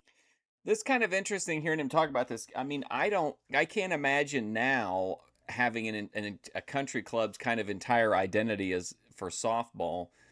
But I do know that I've read stories about people in like small towns where country clubs and stuff are kind of struggling, so they're replacing some of their tennis courts with pickleball courts, and it's causing a lot of like drama between members. Easier to play. You don't have to have that fast pitcher coming in and well already trained to do this. The slow pitch game is easier, and that's what took off because it's a fun game. It's me, the Groups of people Tan get together Man. and play it. Pickleball And, anywhere. For instance, when they first built Softball Country Club, there were around 4,800 teams in Metro Atlanta, organized teams, and now there's closer to 6,500 teams in the greater metro area playing softball. So talk about all these different teams and leagues. How about, are there leagues for girls? And Don't worry, Bob. In 6 minutes, he'll hear me say that, and then he'll get caught they up. have co-ed leagues at the country club? Well, we offer a very diverse program at Softball Country Club. We have slow pitch for, as I said, for men, and we have modified and fast pitch. We also have co-ed in various stages. We also have women's. We pride ourselves on having probably the most diverse organization in the state because not only do we run leagues, we do private parties, we do company picnics. If your group wants to challenge another group in the middle of the day and come out, we cater your party. We have a softball game. In case you have an impromptu softball showdown. And we offer, like I said, a complete package A to Z. We can do a turnkey project for you. and spend the whole day playing softball. And like I said, we have a complete restaurant and everything to cater your event. Are there any other private clubs here in Atlanta? There is actually one in already completed construction down at Big Al's. West Metro Atlanta, and it is open. Speaking of Big Al, don't forget no, that's on Wednesday. Tomorrow morning is XPW. And from what I understand, there's another one in construction down off of Cleveland Avenue. Diversity, Again, we're in our equity, 8th and year, softball. And, it is nothing but continuing to grow. Right. Well, we see that evidence from the beautiful fields. Well, and if we just get, matter of fact, I had to rush over here, as you know. We are having a record year ourselves. We had, I just came back from booking 352 umpire assignments for this weekend, and of course, we're hoping the weather will hold off. 2 umpire assignments, a record year ourselves. We had, I just came back from booking 352 umpire assignments for this weekend, and of course, 352 umpires for the weekend. we're hoping the weather will hold off. Well, what rules do they play with under at Softball Country Club now? Well, we don't really cater to any one association because our league rules are basically Softball Country Club rules, and they cater to the leagues themselves. We have some rules that come from the ASA, some from ISA, some from USSSA, some from NSA. So basically, we have an advisory board that sets the rules for the league play. Okay. One last quick question. Why play at a private park instead of a public one? Well, that's the biggest question we have. Why should we go out and play at Softball Country Club where we can go out and play at a county The park? press we get, 4 or 5 box. football games, and we'll Save a pay little maybe money. $50, $60 Oh, look, less. they got, dude, every episode, it's like they're getting a new sponsor. Now they've got Frankie's Food and Spirits, man. They could be doing free taste tests. It all goes to what you are looking for. We completely cater to every need you have. We have dressing Don rooms, Law. restrooms, we have complete restaurant, we have sports bar. Kurt Feldhaus. If you come there Randy for work, Deathman. you can have a cold beer and a meal, and then play your softball game. Great. It's just about everything you can need to Classic Steve Marcos. play softball. Okay, well, I would like to thank you, Ted, very much for coming. It's been a pleasure. And his brother generating the characters, Michael Marcos. Yes, and thank Ty and Jim also. Well, next week we have Jerry Green to come and talk about amateur race car driving. And I'd like to also thank Atlanta Voice and Palatial Sporting Goods for sponsoring us. And tune us in next Friday at 8:30. We'll see you then. Thanks a lot. All right. Well, I mean, I think it's a fun show. How is the audio, tolerable? I can't tell how it is for you guys. It's real low for me, but it's showing, in the desktop audio, it's showing that it's coming through in, into yellow most of the time, which means it should have, in theory, have decent volume. Yeah, that was, playing him out for sure. Let me ask you one last question. Cue credits. See you later. The new home, I couldn't find it. I looked for it. It's getting better. People TV shows as permanently closed, but it has a Facebook page. We gotta check into it, see if there's anything else. See if we can find more shows. They're uploading these, there's quite a few already uploaded, but I think they're still adding them currently. So somebody connected to the show, it might be one of their kids or something, though, just archiving them. But I don't know. I might reach out to them and see if anybody's available to, see if anybody's available for it. I couldn't find the new home at all. I looked it up as soon as they said it. I'll look up Cable 12, though, and I'll try to see what all's out there.